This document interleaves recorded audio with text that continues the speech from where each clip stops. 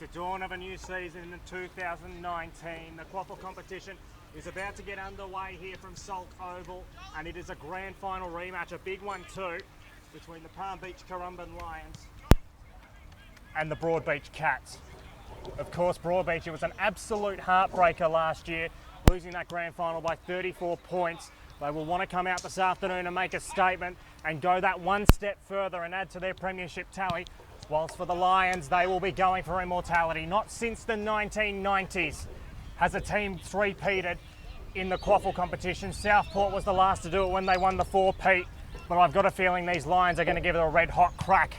Hello and welcome this afternoon to the first game of the 2019 quaffle season. I'm Riley Starr and I am joined by three-time premiership player for the Palm Beach Currumbin Lions, Matthew Carroll. How are you, mate? I'm fantastic, Riley. First day of a new season and the Gold Coast has turned it on. It's a magnificent day down here, a bit of a light breeze, trying to keep the temperature at bay, but it is very, very warm and it will be interesting to see how the players are coping come that fourth quarter. But it's always a good day when a premiership flag gets unfurled, and for the back-to-back reigning champions, they are looking to get back to business as usual with a pretty steady lineup today.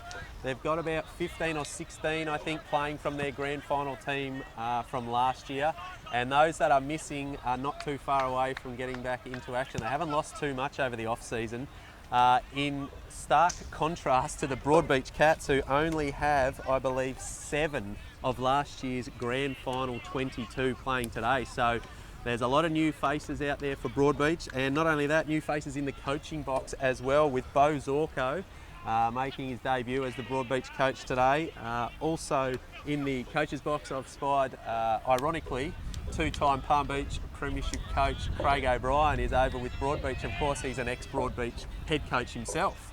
He certainly is, and of course, for the Lions, they have a new head coach themselves, of course. It is Jess Sinclair. He played 192 games at AFL level, both for the Fremantle Dockers and North Melbourne. I tell you what, they were pretty aggressive when they had the ball last year, but if the Lions play like Jess Sinclair played, watch this turn into an absolute track meet. He was very fast on the ground and a great user of the football, and I can certainly expect the same, Matt. It's going to be interesting, and obviously the Lions have been well drilled and well coached for the past few seasons by Chad Owens, who's moved on to bigger and better things down to the VFL. But it'll be interesting to see what Jess Sinclair does. I think he's come out and said he's not going to change too much, and why would he really when you're the back-to-back reigning champions?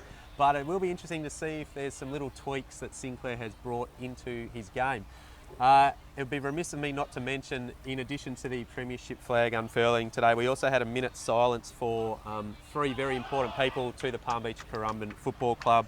2 life members in John Griffiths and Jan Sullivan, and also Grant Mitchell, who was a premiership captain for Palm Beach Currumbin. All have passed away in recent times, and so there was a minute's silence before the game, and our condolences to the family members of those people.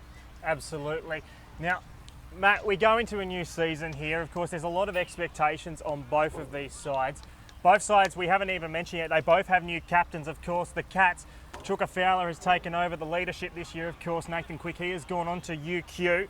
Whilst, of course, for the Lions, who is their captain in season 2019? Stevie Tyne, a Palm Beach Currumbin junior, and that follows the trend of recent seasons where it has been Palm Beach Currumbin juniors who have been captaining the club. He takes over, their big shoes to fill. Jesse Derrick still playing on but relieved of captaincy duties, and it will be interesting to see if that releases him a little bit as well. Not that his standard had slipped at all, but I'll be looking for a big season from him now that he doesn't have to go out and toss the coin anymore. But congratulations to Stevie Tyne. He's been, as I said, a Palm Beach man, a Palm Beach kid his entire life, and I spoke to him before the game. He was pretty pumped about it, and good luck to him and also to Chuka Fowler as well. So as we look here, the Cats will be going to the left of screen. It is going to be a massive contest here. Of course, that grand final last year, the Cats gave everything early and they just fell away a little bit. And one thing we haven't mentioned this afternoon, we have got Jason Cloak standing right in the goal square. 76 games for Collingwood at AFL level, and he is going to be a massive addition to this Cats lineup. He will be in the opposite goal square, of course. We've also got Collingwood AFL player Jack Anthony. So at both ends of the ground, there's AFL quality, but the 2019 season is about to get underway. So here we go. On the dawn of a new season, And there's the first bounce. It's a beauty as well. Rucks go at it first time, and the first clearance will go for the Lions towards Cornish. It's a big contest in the middle of the ground. Lots of numbers converging. Burge there just standing ominously over the top. Lee Dale trying to get in as well. He's come to the club from Southport, so he's going to be a very handy addition for this Lions lineup. And we'll have a stoppage in the forward half of the ground for Palm Beach. So there's the ball up. Falls to the bottom of the pack. Big kick out from Burge towards the half-forward line. Big one-on-one contest here. It's a soccer off the ground. It's a free kick. And it's going the way of the Cats, and it's gone against Nicholas Crowley for holding the footy. Holding the footy. Incorrect disposal there as they come out wide. Nick Burton looked to play on quickly, but just held it up wisely there. And he's going to look up towards the wing. He's got a player breaking towards the outer side here. Goes in shorter, and the ruckman goes up and takes a good grab. That's Roderick.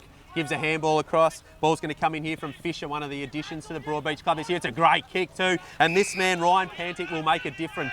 He's coming back from a ruptured spleen last year. Puts it out in front of Cloak. Emblem closes quickly. Nice front and centre there. It's Darcy Dengies, I'm pretty sure. He's on the deck. He needs to get it out. He's in trouble. Umpire's circling, and he's going to ball it up. That was a very good involvement there from Ryan Pantic. Of course, he did rupture his spleen in that qualifying final. BroadBeach in that final series were a bit walking wounded. I think it cost them in the end. They had a lot of players underdone in that grand final, and they just fell away a bit. So back at the stoppage, Pantic gets it off. That's a brilliant hand pass into the pocket. It's a free kick, and it is going the way of Pantic, and the first shot of the season will be from the Cats. Cornish just fell into his back in his desperation to lay a tackle. He didn't want Pantic to break free and have a shot on goal, but in his desperation, he landed square in the back of Pantic. And I tell you what, I was at the ground when he ruptured that spleen, and there are a lot of people very, very concerned, not only for his footballing, but for his life. So it's fantastic to see Pantic, and what a start this would be for him. Leads back, just the near side. BroadBeach are on the board with a behind. So we've played 2 minutes into this opening term. It's been a hot opening. They'll go towards the middle of the ground, kicking from Troutman, goes off hands. Still a lot of numbers around this one. Trying to get it away is Arnold. He couldn't quite. Dale, very recognisable with the dreadlocks to Crode, who's taken, threw it away, no free kick. And we'll have a stoppage in the middle of the ground. Nice tackle laid there by Zach Harrison in the end. Crow was a bit lucky. I'm not convinced he got a handball on it. That kick out there from Dylan Troutman, he's back. He didn't play last year, but he did play in the 2017 Premiership. So a bit of quality coming back into the Lions lineup. So getting it out there for the Lions was Cornish. It's a good kick, Anthony. That's his first involvement this year, and he's really picked up right where he left off. He was best on ground in that grand final. 5 goals, 18 disposals, highly influential, and he'll line up for his first for 2019. Nice clearance work there again, and a couple of times Crode's been able to find Cornish. So BroadBeach might want to just put a little bit of time into Cornish. I spoke to him before the game as well, and he looked in ripping nick. He looks like he's ready to go for season 2019. He was excited. But Jack Anthony, as you said, the difference in the grand final. He was also the difference last time BroadBeach visited Palm Beach on this ground, and that is a magnificent strike. Straight over the goal umpire's hat. He opens his account for the 2019 season. Palm Beach have their first on the board. They certainly do. One massive area of concern today for the Cats. They have virtually lost their entire back line from last year. They have lost the likes of Evan Panotza, Quick, who was so stable for them for so long. How are they going to adapt in season 2019? Well, not only those, they've lost James Royce and Robbie Blood, who are also key members of that back line, and the list goes on really. Luke McGuan's not here this year, Watson the ruckman's not here. There really is an extensive list of players that are not with BroadBeach anymore, but you're right, a lot of them are from that back end, and so they'll be looking for some people to step up down there, and it'll be interesting to see how they structure up, but to the naked eye, they look a little bit outsized when you have Jack Anthony and Nick Crowley down there patrolling the forward line. It'll be one to monitor this afternoon. Another beautiful bounce from the umpire. Good tackle there from Crow. Dale couldn't quite get it. He's just played a bit of a nearly game so far. Pantic been prominent early, in and under like we always expect of him. It's just bouncing around. Well done from Roderick to lay a bump. Crow goes in hard. It's really just a bit of a pack at the moment. Now it finally pops out. BroadBeach, they've been a little sloppy early. Well done there from Burton to too high to try get out, and he's got the free kick for his troubles. Now they just need to slow it down a little bit here. They just need to control the football, be a little bit cleaner with it, get it a few uncontested marks, and It's a good start. Well, that's the thing that Palm Beach don't generally cough up. They don't allow you to settle. They don't allow you to chip and hit up targets. But that's a beautiful kick to Fowler there, and they have found a way through. Quick hands, Pantic again. He's been lively. He's going to go long, but they're going to eat this up. Crow's going to go high. Good contest there. Ball comes to ground. It's McNevin picking it up, and he's so good at ground level for a big man, and he spots up out wide. That's one of the newcomers for Palm Beach as well. As the ball continues for McNevin, that's come off his shin. The newcomer was Rain Harris. Ball goes out wide, and BroadBeach are able to just settle here for a moment. As they look to switch it across, it's a nice kick, and they've got some space out wide. They've got the runner, and he's going to use him now. This is Fisher. So Fisher on the wing, heads towards half forward, the veteran in Searle. He takes the mark right in front of the interchange gates, about 65 metres out from goal. He'll just saunter around and send it forward. Chuka Fowler's the target, emblem in front. He's done that very well. He's done it for so many years, Matty. He has, a real veteran now, and that's what Palm Beach have got, a really balanced list where they've got a lot of young kids. They've got a lot of people in that sort of early 20s, mid-20s range, but then they've got the experienced heads that are able to just put a lid on things and just settle it down when they need to. Coming through, Harris gives a handball. Troutman under the pump, just gets it on the boot. Derek gets a nasty bounce. And Pantic again, just with the clearing handball, comes wide there. That's Arnold. Misses the target. Danger here. Handball to Anthony. There's no one in the square. He's looking for an option. He doesn't know what to do. He holds it up beautifully. And this just needs to sit, and it'll be another goal for Palm Beach.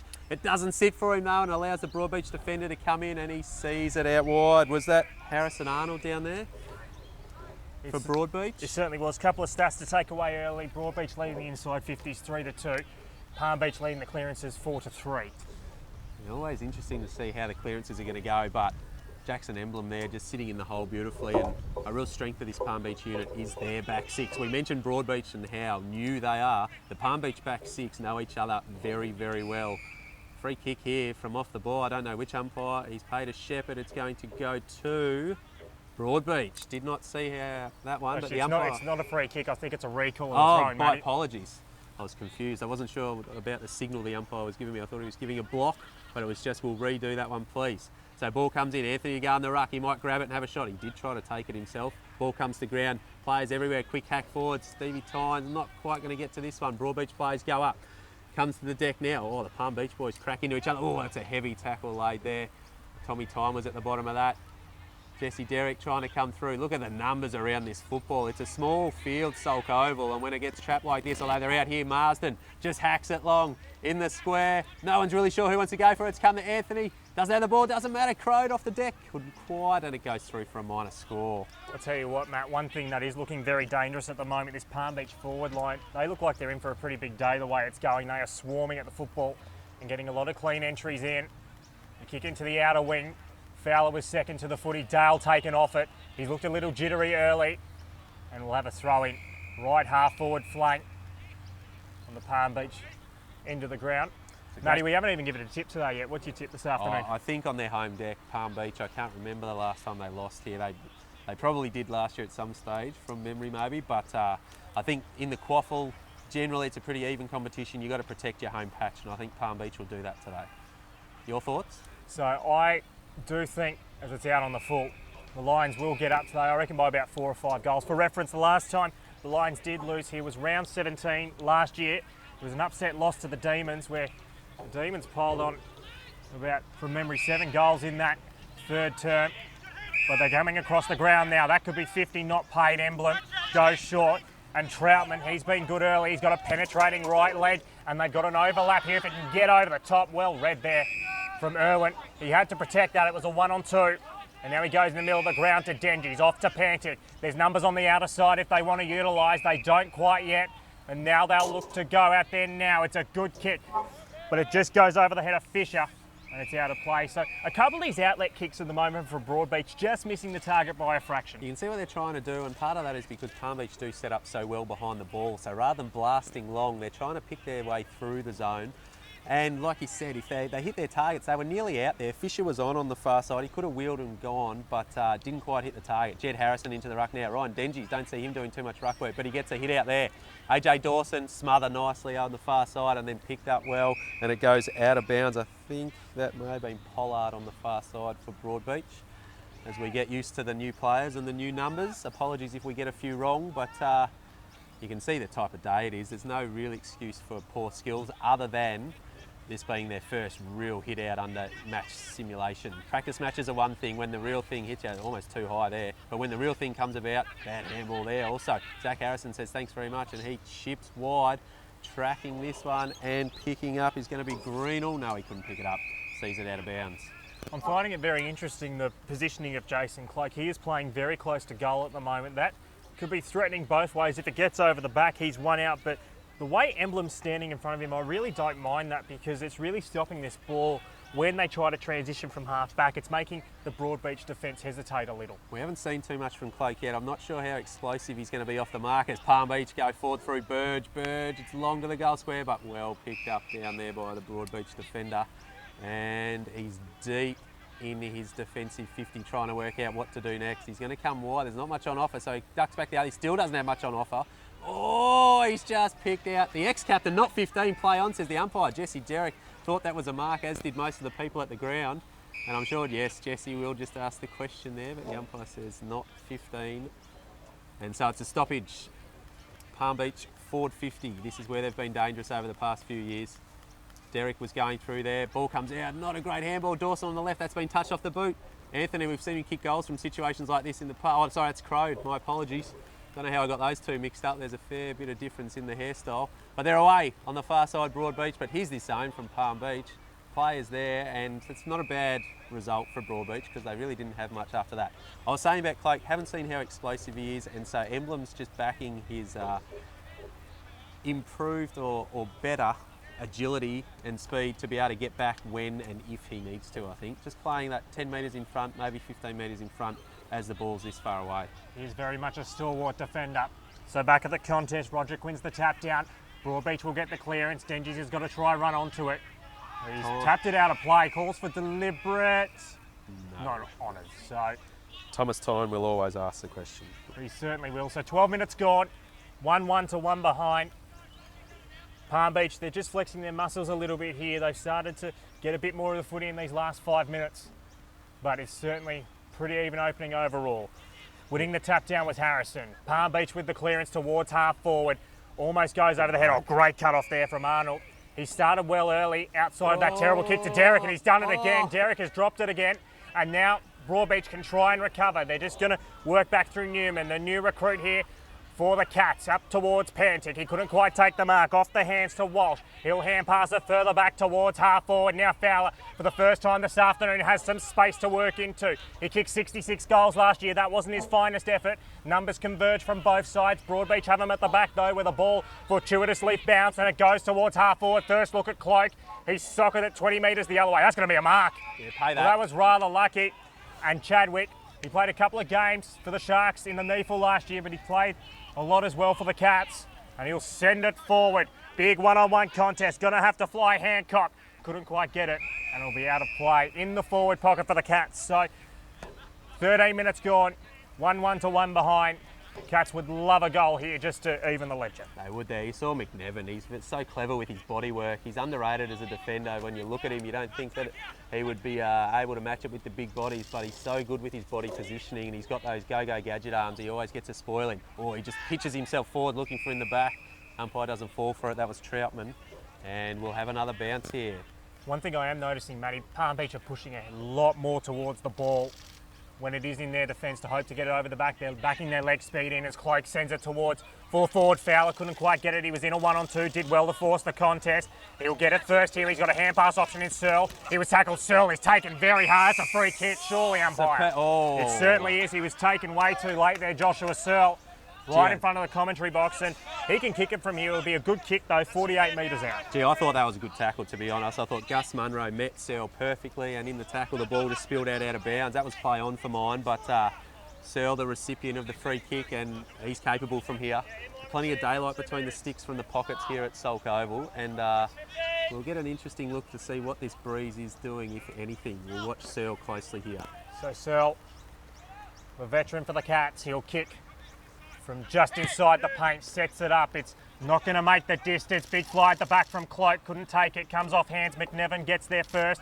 Hands it over the top to Dale. He's got another option over the top. And this is a big rebound opportunity here for the Lions, Matty. Danger for the Cats. Rebound footy, although they're set up well behind the ball, the Cats. If this one gets over the top to Crowley though, look out. It does get over the back, running onto it. I tell you what, he's got some toe. He couldn't quite take it there. That was Hunt, I think. But they're able to, and here's the man that had the shot at goal, Searle. He's worked back very hard there. The coaches will be pleased. And a laconic one-hander there taken out wide. And he doesn't have too much to go to. So he holds it up. He's got a bailout option long down the line to Hancock if he wants it. I think he's going to have to go there now. And he does. Hancock's run under it, and McNatt's out on the full. Ooh. Thought that was out before McNevin dropped it, but we'll have a boundary throw in. So, the kicking skills of BroadBeach at the moment, they need to polish that up a little bit. I don't mind the way their systems are going, but they just need a little bit more polish. They're not giving Chuka Fowler or Cloak much of a chance to really get after it in those one-on-ones. They're back at the contest. Big tackle laid on time, and we'll have a stoppage in the field of play. What have you liked so far from Palm Beach, Matty? I like the fact that at these contests they've got people running through, hitting it hard, and they've had a couple of clean takeaways. That's a nice tap out into space. I'm not sure any of his teammates knew he was going there. Well, that's just about holding the ball now. He could have got rid of that, I reckon. Oh, it does spill out somehow. Don't argue from Dale. And he takes a bounce, if you don't mind. Doesn't come back to him, though. Gets a little high hit, but they're still going here. Zach Harrison throws it on the left. It's a wobbler. This could bounce anywhere. It just skids straight into the breadbasket of the Cats' defence, and they're away on the other side. Denji's looks wide. It's a nice kick. Doesn't quite find the target again, though. Story of the day so far. Story of the quarter. And just when they think they're going to get that outlet, they just miss the target by foot. We will see that a little bit in round one as the players are still finding their feet. You certainly will. I think in terms of the breeze as well, it's not necessarily favouring the end of the ground. It seems pretty swirly this afternoon. So maybe that's playing into it a little bit as the Cats go to the left of screen. But certainly they should have hit some targets. They haven't at this stage. It's a free kick. No, it's a recall. It again. I thought it might have been against Crode for a hold. Looked like there was a little bit of a hold there. Crode almost gave up on it, but just not quite the distance they want in those throw-ins. And so we have a look. Stevie Tynes just dropped back in the hole. They've got a loose there, so the Cats must, they do have a loose defender down back too. So whoever wins this stoppage will need to clear. Oh, is that in the back? Yes, it is. He made sure the umpire saw it, that's for sure. And the free kick's going to go here. I think this is Betson. So Betson, the makeshift ruckman. Oh, stabbing kick's nice. Good closing speed from Emblem. Beautiful front and centre. And I love, oh, he's dropped the mark though. Unfortunate. Tries to handball through. And, oh, that was a throw, yes. Well, he's paid holding the ball. I'm not sure he's being tackled, but it doesn't matter. Zach Harrison's going to get the free kick. He'll give it to Tyne. No, he thinks about the other Tyne. There's Tynes everywhere out this side. None of them get it. McNevin will get it. He's got Munro running with him. Doesn't use him though. So McNevin on the half-back flank, he's got options inboard backwards, but he doesn't go there. Instead, he goes to a contest. Anthony. Not the worst decision when Anthony's there. Couldn't quite take the mark off the hands. A lot of numbers around it for both sides. Trying to get it away is Pollard. It's kicked towards half forward. BroadBeach, if they can get this outlet hand pass, which they do, the Fowler. He steps around one, gets under pressure, still gets it away. That was a clever tap on by Finn. Still couldn't do much with it. Marsden did well. Oh, Tommy Tyne. That's the move of the day so far. Sends it towards the wing position. And he'll go out of play, but I'm really liking the way Palm Beach are scrambling at the moment when they are under a bit of pressure. Their pressure towards the ball carrier is outstanding, but when these BroadBeach numbers converge, it's a bit kamikaze from BroadBeach at the moment. I feel they're just finding the time and getting out of situations like a premiership side would. And that's got to do, for BroadBeach's sake, for the fact they haven't played too much together, whereas these Palm Beach boys have, and there's a real understanding of who's around, what are they capable of doing, which way are they likely to move first, who's likely to kick it, who's likely to handball it, and you know, a lot of that goes back to all the hard work that's been put in under the previous regime under Chad Owens. So Zach Harrison again, pumping inside 50. There's a few Cats around here. Oh, it just falls through the back to Anthony. He is capable from here. He might look to lay it off, but he can definitely get the journey here if he leans back onto it.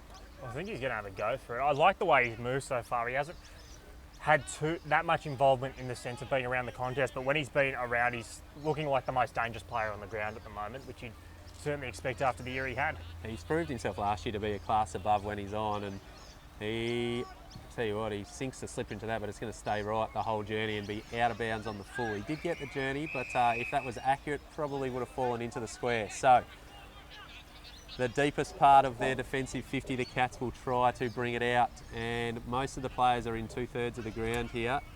Oh, big fist there from Crode, straight to Anthony.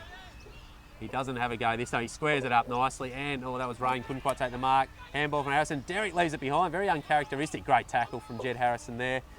And the umpire will ball this one up. Yes, he will. So about to hit time on opening term of the 2019 season. Don't imagine it'll be too long one. Both sides just sort of feel like they're feeling each other out. Of course, it is a grand final rematch, but it's a lot of new players, new coaches. There's going to be a free kick, and it's going to go the way of the Lions to Jed Harrison, and he can sink it from here. That was one of those ones where both ruckmen look at the umpire and say, I think I deserve a free kick for that one, and they just waited to see which way the umpire was going to point. But Jed Harrison, he's a very nice set shot for goal, and I'll back him in to slot this one through. So Harrison, he'll kick from right on the paint. Oh, Jed, you've let me down, Jed. You've put the mozza on him. Sorry, Jed. To the near side. One behind. So 1-2-8 plays one behind. We've hit time on into this opening term.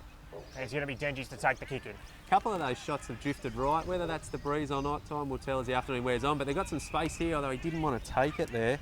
This is Cottrell.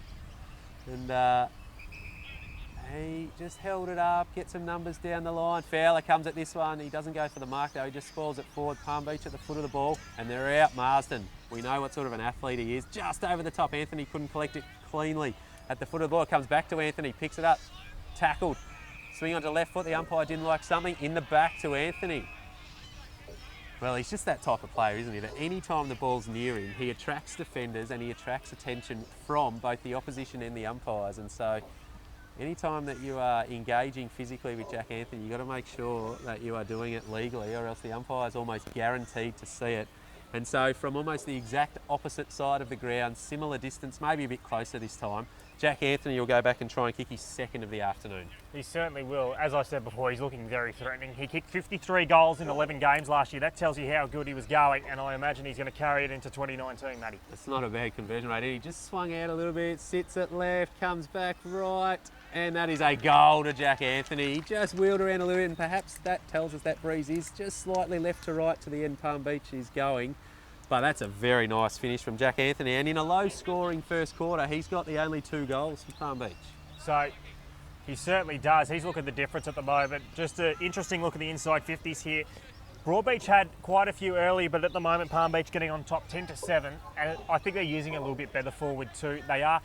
If it's sort of a breeze going to the end, whilst it's a bit of a swell, you'd say it's going to the left of screen, so they're not making the most of it here, the Cats, are they? No, and I think again, comes back to familiarity really. BroadBeach look up and there's some unfamiliar faces. They've done a pre-season together, but until you get on the ground and you play games, it's very difficult to really be predictable with your teammates. And so they're hanging in, the Cats. They're going all right. There's some good signs here. They just need some reward for effort really, but it's going to be the Lions again. And Jesse Derrick goes high. Jed Harrison sits under this one. Nearly taken from the back there, the mark. And the ball will just go out of bounds there in front of Lee Dale, who's been lively. He certainly has. He started a little shaky early for mine, just in terms of getting ball in the hands. He's improved, but one area of concern, and this is something that can't necessarily be helped today, it's just the sheer size difference at the moment. They are a much bigger side just from the eye test here, aren't they, the Lions? They are, absolutely. Crowley up in the ruck here. They've got an advantage in the ruck, but around the ground, Thomas Tyne there. Little handball out in front of Derrick. He needs a runner. He does have one. It just too far in front of Harrison. He tracks it here and probably happy to see it out.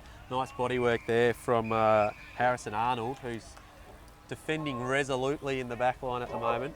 But, I mean, you look down back and when you see Emblem, McBurney, McNevin, Tyne, Troutman, Munro, and they're all premiership players, and all of them, except for Troutman, multiple premiership players with the Lions. It bodes pretty well for a good season. Umpire didn't like that one from Thomas Tyne, and the Cats come. Oh, I tell you what, Zach Harrison did well to get a hand on that one. I thought it was going to hit up the target. Crow just busts his way through. Hands to Dale. Oh, he had more time than he thought. Now he kicks it. In the goal square, is this Anthony again? Yes, it is. Yes, it is, and he's just too big. He's just too much of a threat. Wheels around on his left foot and slots another one. Easy as you like. That's shelling peas for Jack Anthony. He's got 3, and just some late dominance inside 50 is being put on the scoreboard at the moment. It certainly is. I think you've got to try take a change of matchup at the moment. Harrison Arnold, he reads it off the ball okay, but when he's in those one-on-one contests, he's just looking way outsized. Do you consider putting someone like Ryan Denji's on him, Matty? Perhaps. Just for that sheer size, you know. Perhaps. He is working up the ground a bit, but you know, if you've got a reasonable defensive structure, you can rotate off players, and when it goes to the square, it's just too easy. Yeah, for the Cats, I mean, it'd be a bit of a case of robbing Peter to pay Paul. They've got Denji's in the middle because they're trying to get some drive and some go forward, but maybe they do need him down back. If they do so, I'd say Anthony would have him for height. Maybe not on the body-on-body contest, but yeah, we mentioned the fact that they're missing their first-line backline from 2018, and that's showing a little bit. So BroadBeach need to hold firm here. They don't want to cough up any more goals close to quarter time. As a magnificent tap from Crow to Burge. It's going to come out wide to Ethan Hunt, who's shown a little bit. He's been front centre a couple of times. A wobbler out wide, not taken cleanly from Dawson. Almost ran past the footy, but it goes out of bounds anyway. And so as the clock ticks past 25 minutes, it's Palm Beach 3-2-20. The Cats have only the solitary behind to show for their efforts so far. They do, unfortunately for them. It is going to take some time for this Cats lineup to gel. It is so new. It's a new coach as well. They did have some very mixed pre-season results as the umpire goes down behind play. It's in the middle of the ground. It's free kick, and it is going the way of the Cats, and it's going to be taken off the hands there by Lyons, and it goes towards half forward off the receiving hand pass. Fowler's first chance. And he's finally got a genuine one-on-one, and he's taken it in front of McNevin. There's that. Just too strong there, Yeah, wasn't that's it? what I was about to say. The strength difference there. McNevin, as I said, he reads the ball so well, but in a genuine one-on-one contest, if Fowler didn't take them up, I was surprised the umpire didn't blow his whistle earlier for a hold, because he was just desperately scragging onto Fowler's jumper. But tough shot, very tough shot for Fowler. He's capable. He'd love this one to go through. A real captain's goal nearing quarter time. Leans back. Tell you what, he's given it every chance. Oh, just hits the big stick. That would have been nice for the new skipper, but that's all right. This is the end. BroadBeach want the ball. And it's going to be Emblem. He's got a couple of options out wide. Stevie Tyne desperately wants the ball. He looks the other side, though, out towards McNevin. Coming from behind, Crowley over the top. Couldn't take it. And that's a clever chip in, and Nick Burton will kick from slightly closer than Fowler. And Fowler had no troubles getting the distance there. And Burton's a noted goal kicker too. So you'd back him in. He's a pure kick of the football, Nick Burton. And he's every hope from here. He certainly is. They need a goal here, the Cats. With any time a side gets repeat inside 50s like this, they have to convert. And when you are down on the scoreboard and you are really a new team, you just need a little bit of confidence to go into the break. So Burton coming in, similar position to Fowler. Similar kick, this one's drifting left, still in play. And taken out professionally by Troutman. It goes out of bounds. So that one just kind of sat on the goal line. And so Cloak in the ruck here. Who's going to go up against him? Emblem, I would say. No, Crode's drifted in. Yeah, Crode's going to go up against Cloak. So let's see the first real close look at Jason Cloak here. Will he try and body up and grab it and have a snap? He doesn't. He lays it down. Cornish is there. Marsden's there. Numbers everywhere for Palm Beach, although the zone's set up beautifully. Anthony's just going to chart and affects the spoil. I'll tell you what, I thought that was chopping the arms, but play on. Anthony hacks it forward. Thomas Tyne herring after this. Well played there, a bit of composure in the back and a nice handball, and there's a chance here, although there's numbers flooded back here. That's a great kick. He drops the mark. They've done that a couple of times, the Cats. Either they've missed the target or they've dropped it. Cornish kicks the arms free. Handball over the top. Troutman doesn't try to take it, just handballs it over the top. A little tap over the top. And they're out. He's hot though. He's hot. Gone. Josh Searle. Inspirational from the veteran. McCanch was a little bit unaware there that time. He was. So it is with BroadBeach in the middle of the ground. They're really looking to go lateral this afternoon, which I'm finding pretty interesting. Cottrell, he goes for a little bit of a canter towards half forward. Cloak will fly, puts a knee in the back of his opponent. Well read from Burton. The handball wasn't the greatest. Emblem just says, get it out of here. And it will be with the Lions. Well done from Crowley. Hand pass over the top. They're queuing up here a bit at the moment. Burge, he has a sensational in and under footballer. Will send it towards full forward. Anthony's in a 1-on-2. He was taken off it.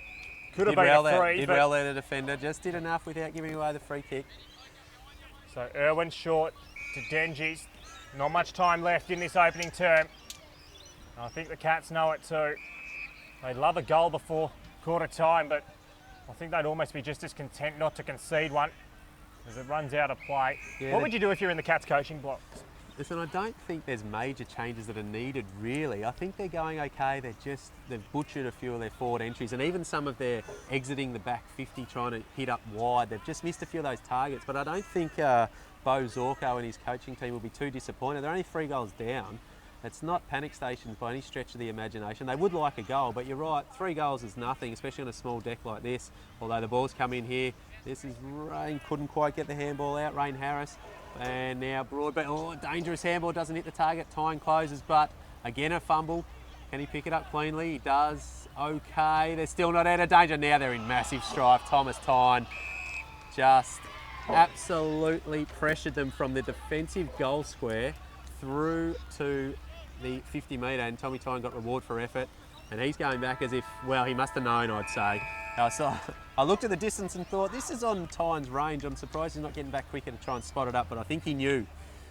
So Tyne, it is quarter time. It's just a matter of whether we will be 3-2 or 4-2. Or 3-3. There is also that alternative. So Tyne, in front of the faithful, in front of the beer tent. Premiership flag's been unfurled. There's a good crowd down here, local derby. He sinks everything into it. It's not, oh, that's hit the post. I didn't think it was going to get the distance, but it just kept going and going, and unluckily for Thomas Tyne, it hits the post, and so it's quarter time, the grand final replay, but more importantly, round 1 2019, Palm Beach Currumbin 3-3-21, BroadBeach catch 2 behinds. So there is a bit to think about for both sides. One thing I really have noticed so far is that BroadBeach are really trying to stretch the field defensively. They're still trying to maintain their structure, whilst for the Lions, they are just pushing numbers at the contest. They're backing their speed in to get over the back. Of course, as we have mentioned numerous times during the coverage, BroadBeach, they are virtually missing their first line, back line from last year, and it is going to take some time to adjust. It is 19 points the margin here. That's the first quarter of the grand final rematch. We'll be back in a couple of minutes' time. It's the Lions by 19 points.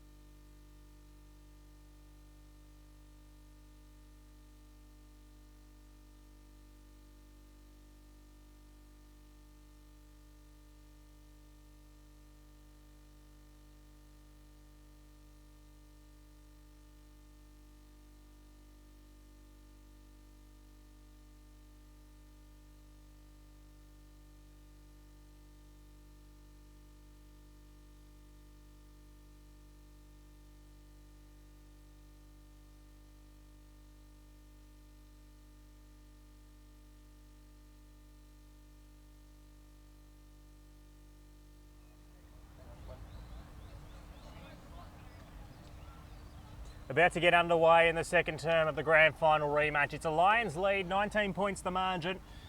After quarter time, 3-3-21, the two behinds. Riley Starray, Matthew Carroll bringing you the coverage, and I really like the way the Lions played in that opening term. Yeah, they look good, didn't they? And really, it's the type of Lions footy that we're used to seeing. They're well set up defensively, and then when the footy's in dispute, they're just swarming the contest. But they don't all go in on the footy.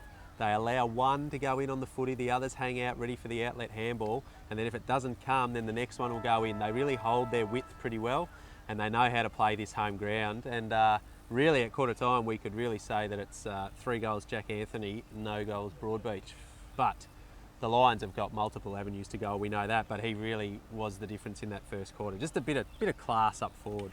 Yes, he certainly is. It's going to be interesting to see in this second term what the matchup is for him. We saw Harry Arnold go to him at various times, and we've also seen the likes of Newman try to rotate onto him. Xavier McMahon, I saw him in one contest. I'm surprised he's actually not playing forward this afternoon. He's a very good forward, Xavier McMahon. What is your preference of a matchup for a type of player like Jack Anthony? Gee whiz, I don't know. I'm looking at the options here, and it's the one with the height that we've mentioned is probably Arnold, but he probably doesn't have the strength to go with him. And so you're looking at Dengies, you're looking at McMahon, thinking really you'd love a third man over the top to help you out if you could, but again, Palm Beach structure it up so well that they very rarely will allow that third man to come over the top and affect the spoil. So it looks like McMahon may head down. So you look at here, and Nick Crowley is as much of a threat as Anthony, really. And the newcomer, Rain Harris, there's some pretty good raps on him. So you can't focus all your attention on Jack Anthony. But BroadBeach, they had some signs there. They just didn't quite hit their targets when they needed to allow them to settle a little bit. And so there was definitely no panic stations from Zorko and co at quarter time there. Jess Sinclair's just given his first address. And we begin the second quarter here. Let's see what it's got in store for us. So BroadBeach are going to want to steady. Back in the middle, Rucks go at it. Roderick gets the honours that time as a free kick. It's going the way of the Lions. Might have been for the boot in the ruck contest, perhaps, protecting the space with the boot. I'm guessing there. That was about the only thing that I could see. But Crode comes in long. Anthony's caught behind. Oh, that was an interesting manoeuvre from Anthony. It nearly worked, but Dengies just gets it out of there. It's going to stay in. Cornish tracks it. He fumbles it. He does the Dunagi, gives a handball. And a quick kick from Dale. They're going to have to come from behind. Affects the spoil well there. And BroadBeach, they're hemming themselves in. This is danger. He's got nowhere to go at all. And he just rolls over the boundary line under enough pressure there. But Nelson Pollard really couldn't do too much more with that one. But the Palm Beach forwards just caught behind there a couple of times. They'd like to be in front of their defenders, I would think. You would certainly think so, but in the end, to force the contest like they did, it's one of their massive strengths. So Dale tries to get it off the ground. He's swarmed by Dengies. Was held a little bit, but not enough for a free. Crowley traps it and will have a stoppage just in the field of play. 20 metres out from the Lions attacking goal. Look at them, they're all lined up here on the defensive side, ready to swarm through. Here they come. Crowley just says, I'll do it myself, boys. And he kicks over the top and it bounces. That is an unbelievable off break. That is a Nathan Lyons special. And when that ball really should have just rolled through between the goalpost and the point post, it took a Palm Beach turn. They get their fourth on the board, 4-3-27 to 2 behinds. So that's Crowley's first of the afternoon. They need to get the next goal here, BroadBeach, just to stay in touch, just to get a little bit of confidence about them. Palm Beach are really getting on top in the inside 50s here, 16-10 at the moment, and they're really using it quite well. You know, going at a 50% score rate just about is pretty respectable. And when you've got forwards like Anthony, like Crowley, you've got Rain Harris flowing in there through. And the scariest thing for opposition clubs, it's not even featuring Jared Douglas this afternoon. No, he'll be back later in the year, I believe. Just enjoying some time off at the moment. But I believe the plan is that he will come back at some stage. So how he fits in, though, will be the question. I'm sure they'll find a spot for the Yak, though. Oh, a big fist from McNevin. BroadBeach with a chance here. They got the clearance. A big spiralling torpedo it was out of the forward line.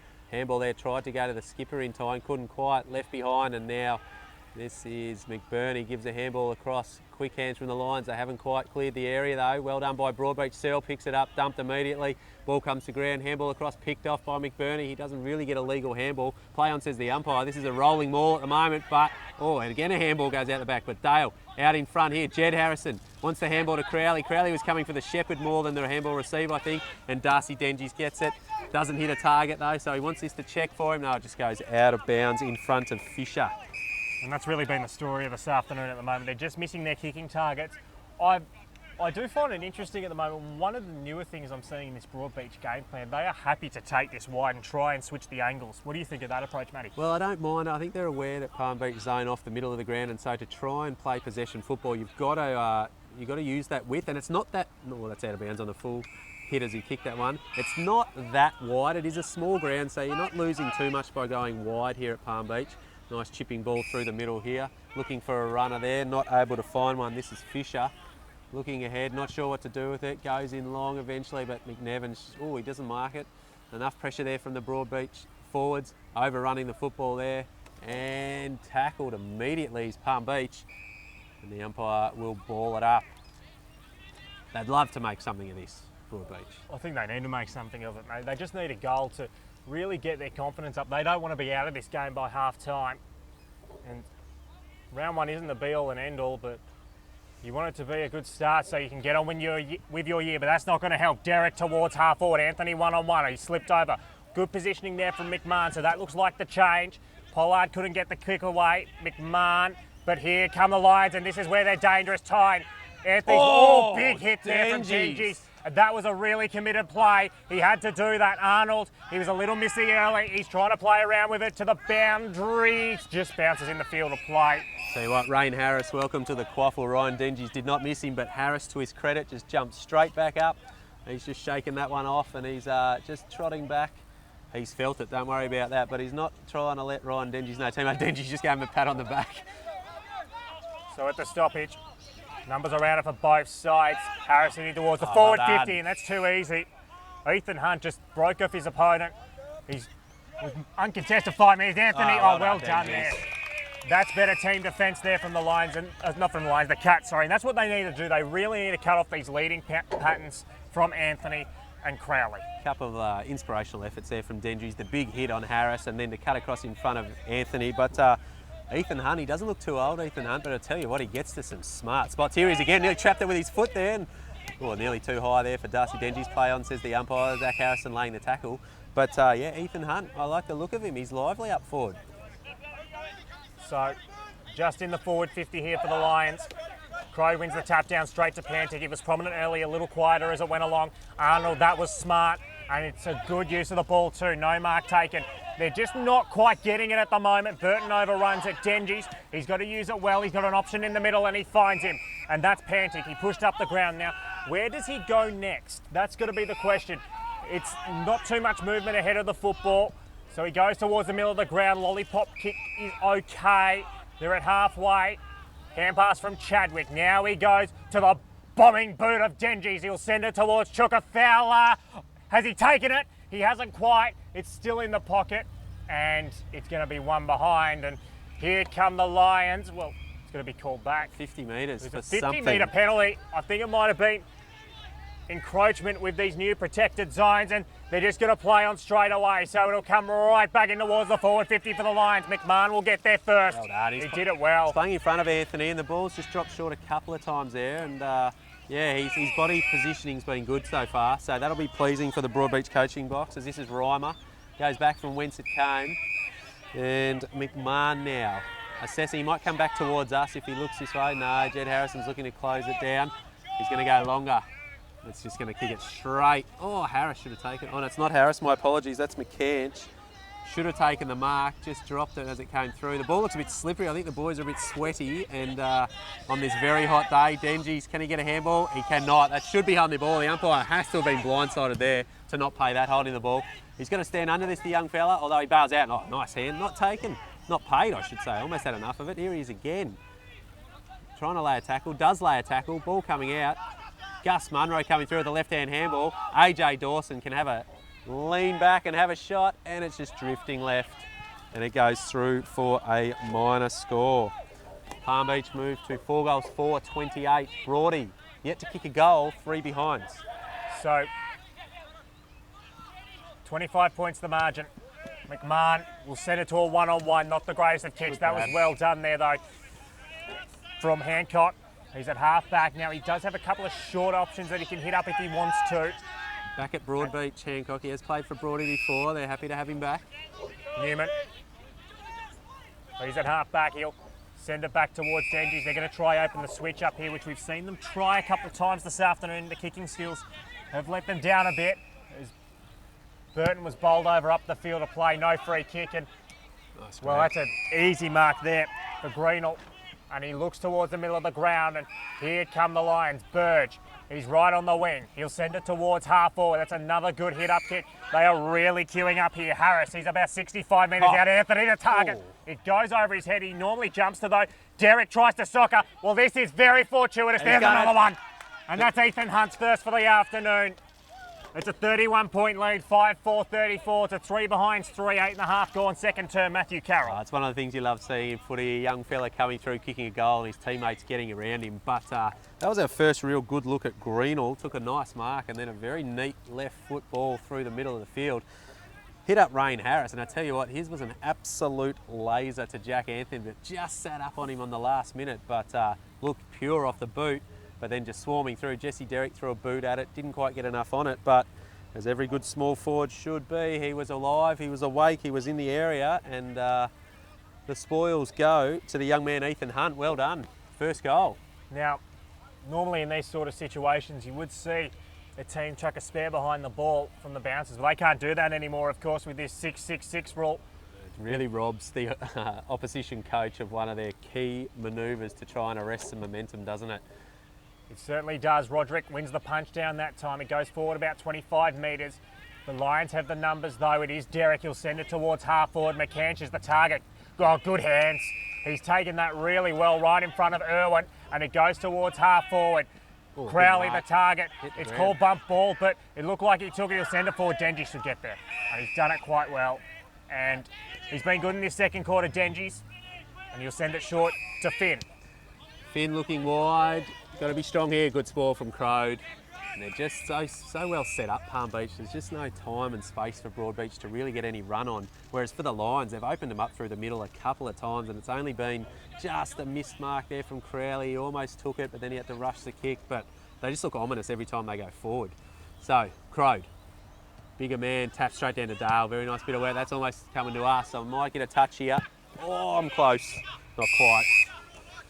And so, out of bounds on the full. And it's going to be Nelson Pollard. What does he do? Nice kick to Searle. They've managed to get this far, and then really they've just gone bomb down the line. That's all they've really had. And that's all I can see for his option, and that's where he goes. Crowed, body and grab. Too big. Just too big there for Roderick. Roderick just needs to put on a bit of size. He looks a good type, but Crow just outbodied him there. Anthony to fly! No one goes up with him, really. Handball, wasn't looking for it. Oh, that was McCanch, not really aware that Anthony was just going to move that straight onto him. It was the right play from Anthony, I believe, but McCanch just had no idea it was coming to him. Panting. Oh, you tell you what, he dodged straight into the tackler there.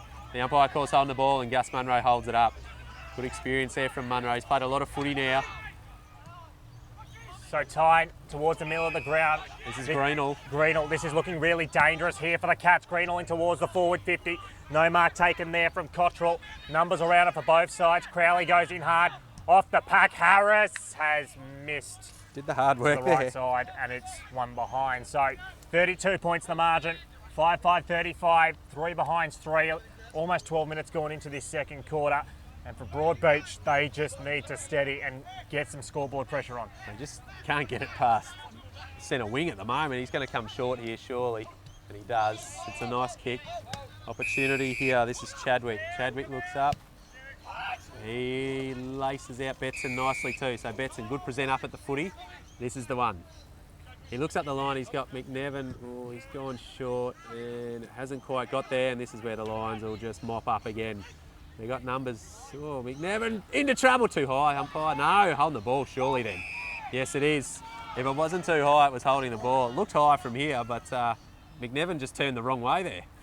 Turned straight into the tackler. It's a 50-metre penalty. 50 metres. That may have been against Stevie Time, which he won't be happy with. What didn't look to be too much with it. He and Darcy Dengies, I think they know each other pretty well, but So it is a 50. It might have actually been against Stephen Tyne on that occasion. It's a little bit hard to see, but this is a gift here for the Cats, isn't it? And I am absolutely going to back Ryan Dengies in from here. Just has to go through. Just has to go through for Broady to just arrest some of the momentum, make themselves feel a little bit good about things so far, and he doesn't let us down. He puts it through. Dengies kicks BroadBeach's first for 2019. They're on the board, and really they're not that far behind. The scoreboard is not blown out, so you know they get the next one here. They just slowly chip away at it. You'd never say never.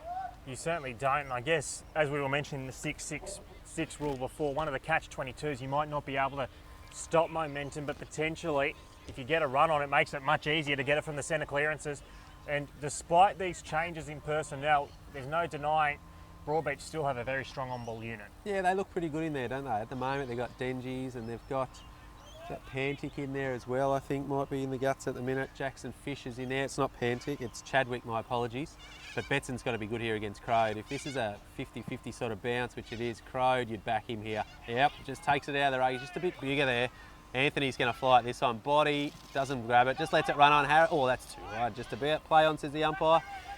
Picked up by Dale, trying to handball it backwards. Jesse Derrick was desperate to get it.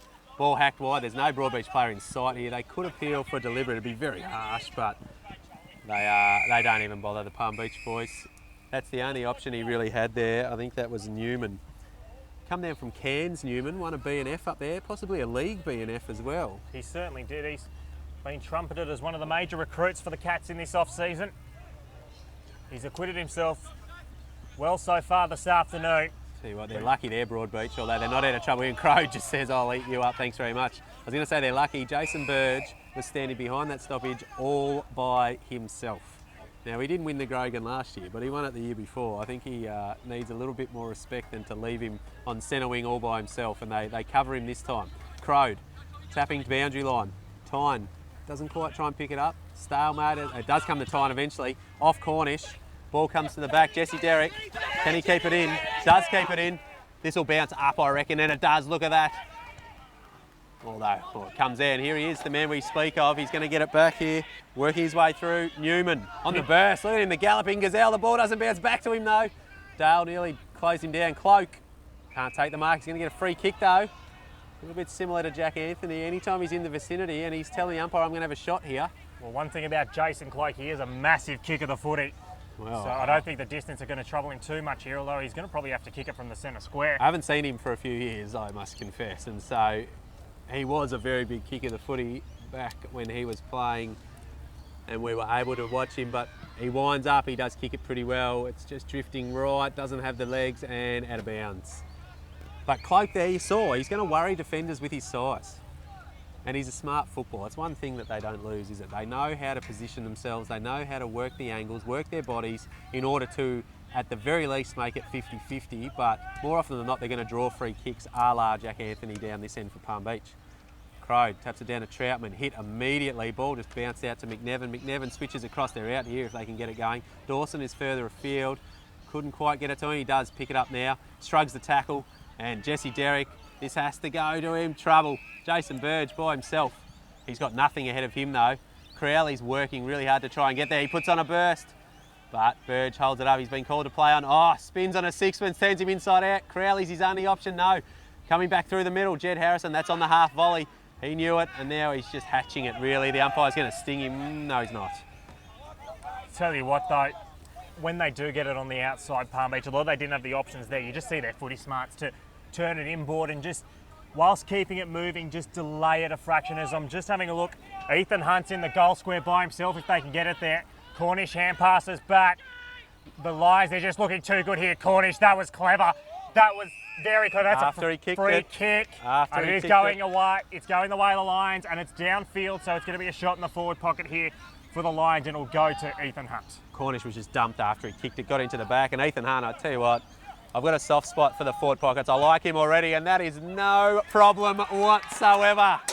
The boys come again to get around him. That is his second of the afternoon, and I think he's enjoying his senior level football with Palm Beach. He just snuck in. I just pointed him out to you as you were commentating.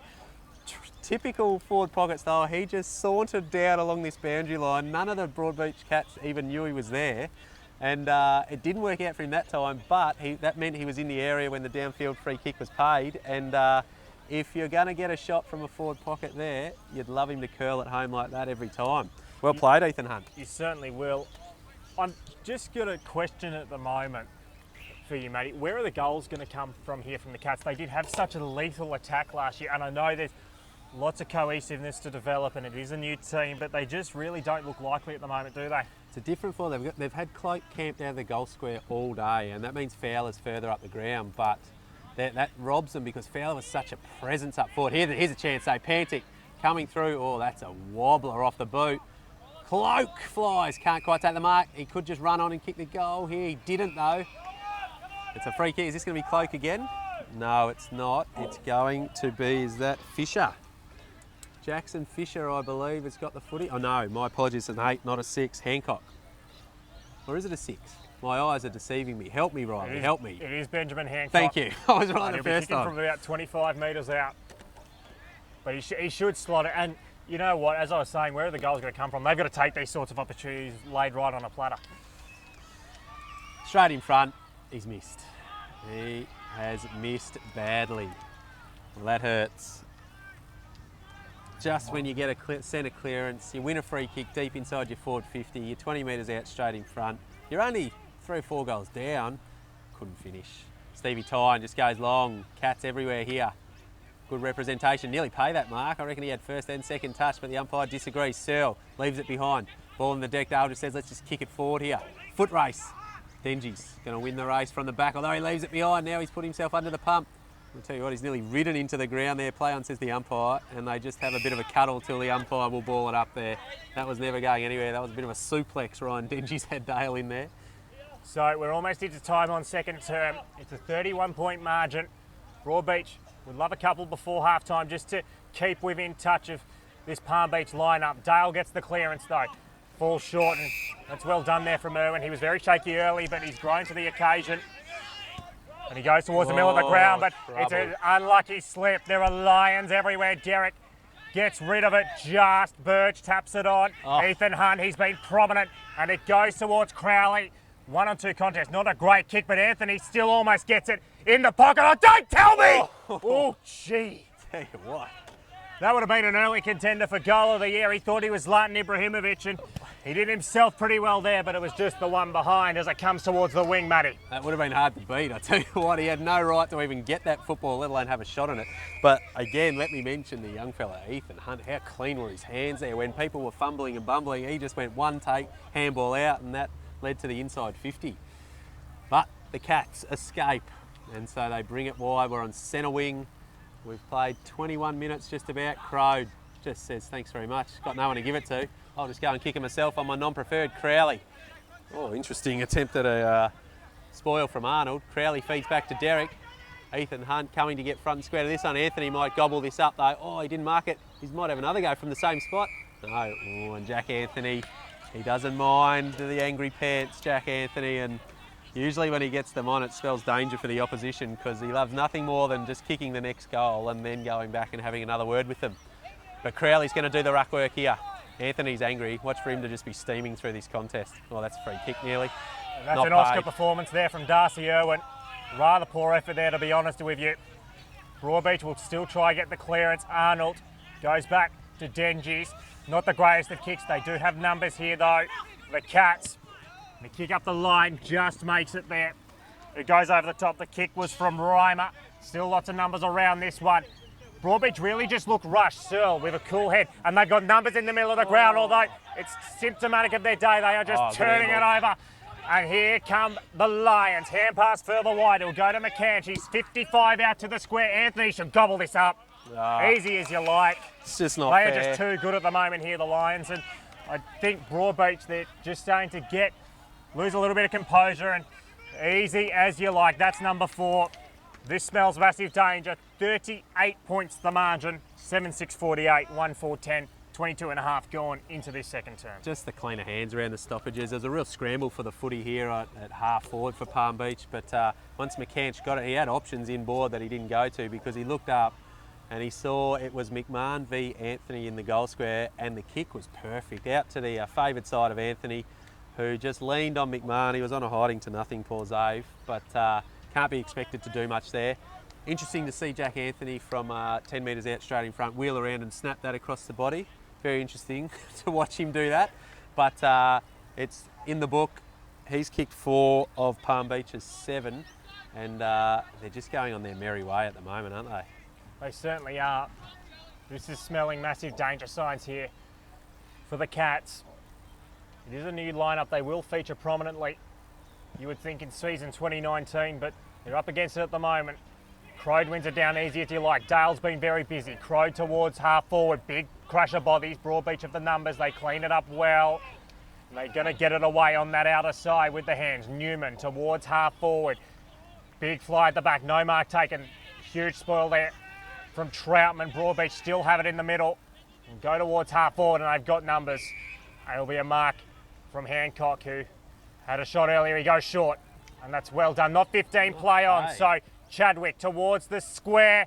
That's a fine effort, but it's gone across the side of the face and one behind. And what I'm noticing at the moment, Matty, with BroadBeach's forward 50 entries, they are very shallow. Yeah, they're having to go short. They don't have the real... They do have Cloak down in the square, but I think Palm Beach have got enough numbers back that they're just going third man up and just spoiling generally. So that was better from BroadBeach. I thought they were a bit unlucky with the not 15 call. Crode's been a real factor here, especially around the stoppages. He's just bullying the BroadBeach ruckman at the moment at the tap outs. But they get another forward entry here over the top. Someone I haven't seen for a while. I'm trying to find. He is out there. It's Nick Burton. He's gone a bit quiet. When you're asking earlier on about where goals can come from, he has kicked multiple goals before, but not certain on where he's playing at the moment. But he's just sort of between where the footy is and where the footy ends up at the moment. They'd love him to get into the game. Hopefully he might be able to run through this stoppage for them. Cloak's going to go up. They need some bodies on the move. So, back at the contest, Cloak There he wins the is. tap down. Burton, who you just mentioned, snaps it forward. The Lions have the numbers though, Troutman. And they're just going to work it across this outer side. Hand pass across, Emblem. He's got an option sort in Dawson. They got the overlap here on the outer side. Derek's the target further afield. This Harris. is big danger for Harris BroadBeach. right, and here they come. Burge steps inside one. They are just queuing up here. This is magnificent run towards half forward. Irwin in the hole does well. It was good pressure eventually there from the Cats, and Irwin stood there with some courage, and he goes short, but courage isn't going to win it for him this afternoon. They've got to start getting some goals on the board. That's a nice kick out wide there. Comes to Searle. Searle's off his line. Oh, well, Dale thought he was off his line too, and I'm pretty sure Searle knew he was off his line. And now he's going to get in front of Dale and look for the 100 metre. That's clever by Searle. Just runs. Flying shot at goal was never on target, but there's that new rule again. Searle was awake to it. Dale, to his credit, was awake to it too. As soon as Searle got past him, he just peeled out, made sure it wasn't a 100 metre penalty. But it's another behind for the Cats. They just need to start converting. Kick 1 goal 5. As he comes out wide, Crowley's out the back. JD, Jesse Derrick takes the mark. Oh no, did he drop it over the line? He did drop it over the line, and we will have a boundary throw in. What have we played? 26 minutes. It's Palm Beach by 6 goals. Certainly is. And they can't let it extend any further out here, BroadBeach. And I've been hammering on that point, but they want to keep the score within range. Try to take something in towards half time. Let's see what they can do here. They're at 55 metres out. Kick across the ground's not the greatest. And now here come the Lions. Cornish. He had an option up the line in Tommy Tiber to go straight to an opposition player in Cottrell, who'll send it forward 1-on-2. The Lions defence is scrambling very well here. Trying to come in Chadwick. Bodyline the ball, couldn't quite. And it goes short. They got numbers, well done. There's a left foot kick from Fisher, and that's much better. To say that was needed is an absolute understatement. It brings it back to 30 points. 7-6, 48, 2-6, 18, 27 gone second term, Matthew Carroll. Well, there's the goal. They finally get it. They've had repeat forward entries. They've had the better of some of the play in recent time in this quarter, but you just thought it was going to be another thwarted attempt. It may have been Munro went back with the flight bravely, couldn't quite take the mark, but meant that Cloak didn't get it. But then from the scramble, may have been Nick Burton, might have been involved again. There was a couple of handballs there, but a nice one releasing Jackson Fisher, and on the left foot it was a very classy finish. So he'll be pleased to get his first goal for his new club, and more importantly, they're only 5 goals down. Really, if you've been watching this and hadn't been looking at the scoreboard, you'd expect them to be further down than that. So Broady, if they can sneak another one, they'll go in pretty happy. That's a throw there, not paid by the umpire. Jed Harrison just hacks it high. And, oh, Harris couldn't quite take the mark. Crowley brushes off a would-be tackler. Burge can't quite take it. He has to go hard now, and he does. No one really near him. Oh, stepping back inboards, Harrison, and in the hole again. Irwin's been very good. That's a very brave mark. Very brave mark there from Darcy Irwin. He can't play on from there, though, no. And Anthony just gives him a little applause for his efforts to try and sneak away, but that was courage. He's taken 2 of those sorts of marks in this term, and they're just happy to slow it down here with Pantic. Defensively, not too much time left, over 28 gone. Short to McMahon. He'll just steady it up. Now, what's he got down the line? Chuka Fowler, where is he? He's been pretty quiet in this second term. It goes over the back. He's giving away the free kick. It's not his day so far. It's going the Lions' way. They just looked a lot steadier this afternoon, haven't they, Matty? They have, yeah. This is Mick Burney, and he's been pretty good on Fowler, but Fowler hasn't had much delivery. That's a nice kick there to AJ Dawson. Might have hit him in the scon there. That one didn't take it as cleanly as he would have liked, but it's in his hands. He comes long. Harris might fly at this one. Oh, he can't quite take the mark. Darcy Dengies with a nice crumb, but then he runs into trouble. Nick Crowley with a great tackle. Nice handball out, although that tap might be to the benefit of Palm Beach. Cornish, he's a strong character. Here's a no-look handball there. Out wide, AJ Dawson, capable from here. Doesn't hit it very well, but out the back, Ethan Hunt again. I tell you what, he's going to line up for his 3rd in a half. He's just in the right place. He's just in the right place every time. I'll tell you what, he's got to build some muscle, but I love the way he's positioning himself, the young lad. He's just really finding the right spots. Smart footballer. He's at the feet of some quality big men too, but you've still got to be in the right spots. And Jack Anthony knew exactly where he was there. Anthony did not even try and mark that ball. He knew that he had Ethan Hunt out the back, and Ethan Hunt, I think, is just thinking, how easy is this? I'll just hang out the back in the goal square and I'll just kick multiple goals. He's heading out to the wing now, actually. I'd be interested to see what sort of wheels he's got. He looks like he's a pretty quick sort of type, but yeah, 3 goals in a half of football. That's a great effort from a small forward. It certainly is. And one thing that I do have to say about this Palm Beach lineup, you know, I can't stress how settled they've looked this afternoon. Structurally, they've been very sound, but I've really loved their ball use this afternoon. It's been some serious quality from them. Yeah, it's been pretty clean, and they do look inboard at every opportunity. And there's been a couple that have gone astray, but they just know that there's going to be numbers floating through there if they can get it to them. Strong tackle from Burge.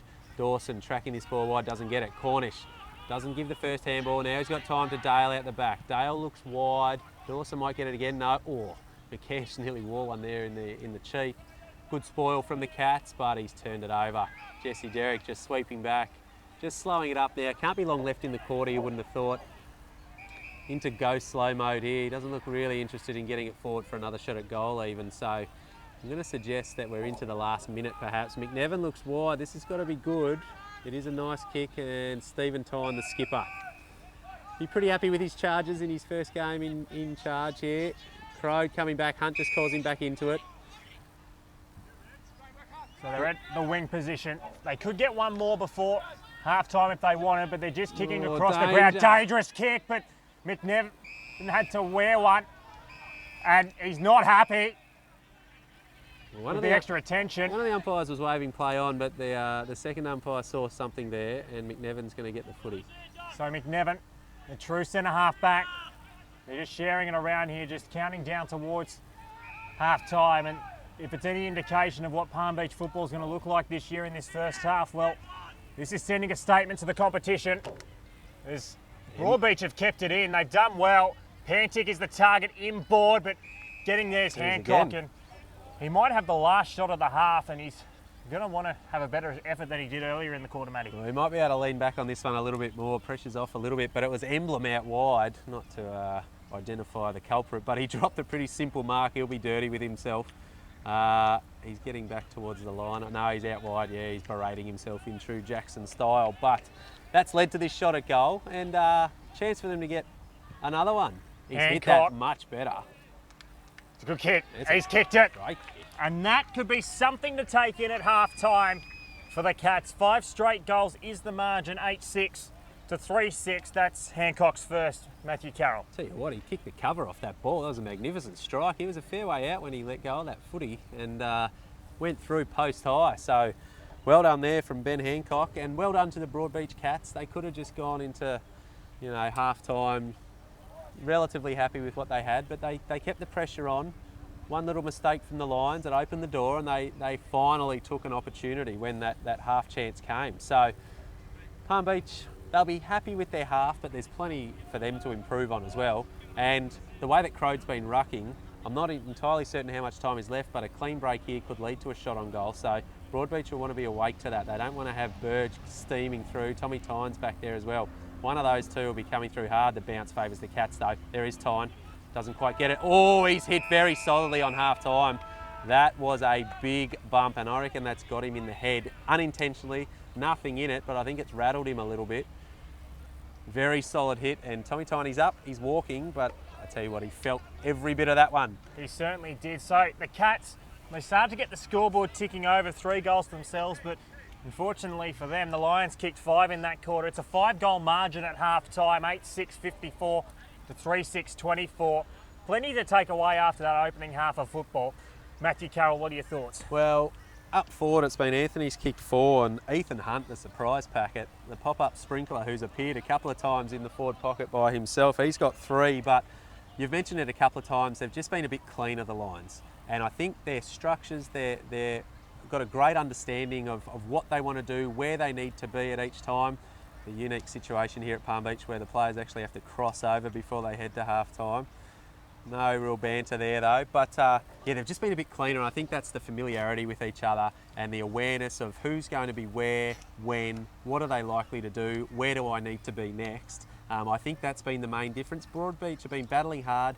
They've just lost their way a couple of times and they haven't quite hit the targets when they needed to. What about you, Riley? I do think the Lions, they've been very good. They've been more efficient, I think. BroadBeach, have evened it up a touch in terms of getting some scoreboard pressure on, but it's going to be a big job. As we go to half-time, though, we are going around the grounds this afternoon, and as we look around, Morningside, they've got a slender lead here over the Tigers down there at Labrador, 5-4-34 to 4-4-28. Mount Gravatt are just up at the moment over the Western Magpies, similar to last year's game in round 1, to be honest with you, 8-4-52 to 7-5-47. And Surfers Paradise, they're probably doing what we expect at the moment. They're up by 25 points, 8-8 to 5-1 over the Gorillas. So it is half-time. Quaffle footy's back in season 2019. It's been a really intense opening half, an interesting opening half, but the Lions are up by 5 goals. We'll be back in about 10 to 15 minutes.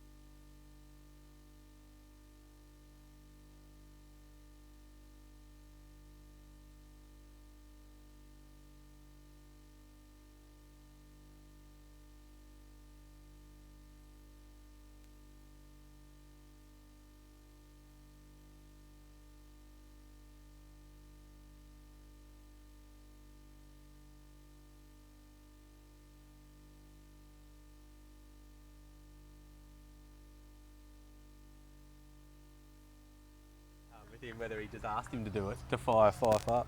Can you just chip Fife in the press so that he comes out and kicks 8?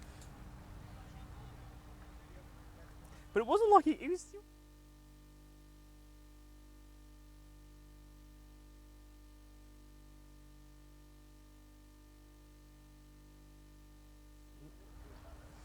Yeah, look. Cool. Check. Sweet. All good.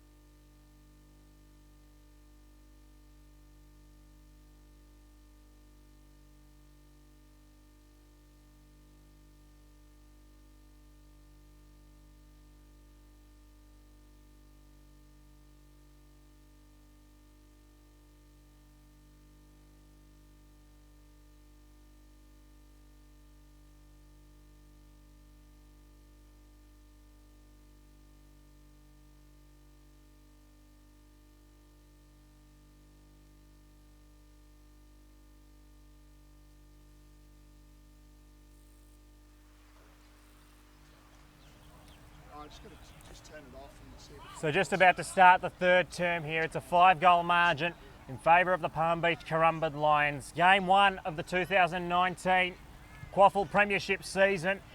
Riley Starr and Matthew Carroll bringing you the coverage. And Matty, who were the goal kickers in that opening half? Well, Jack Anthony got 4, Ethan Hunt had 3, and Nick Crowley got 1 for Palm Beach, whereas for BroadBeach it was Jackson Fisher, Benjamin Hancock and Ryan Dengies with singles. So interesting first half. Palm Beach probably the dominant force for much of it, but they only turned 5 goals in front. So BroadBeach had a good finish to that second quarter and would have taken some heart, I would imagine. Bo Zorko and his team would have been not too displeased with their positioning at half time.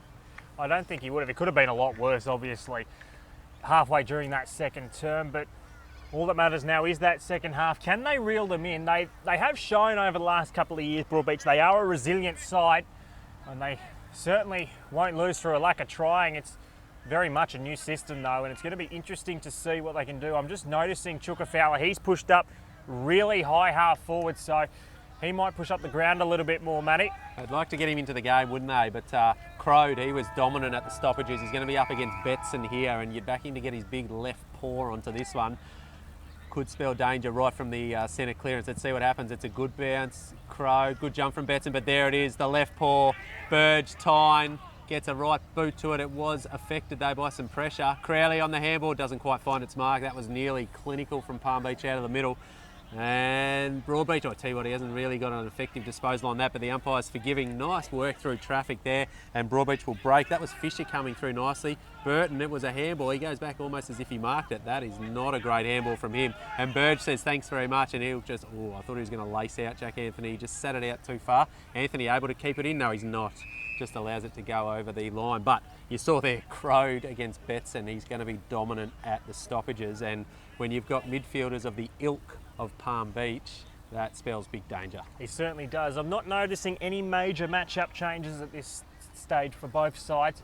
Be interesting to see how that plays out in the coaching box. Of course, as we have mentioned, 2 new coaches for both of these clubs this year.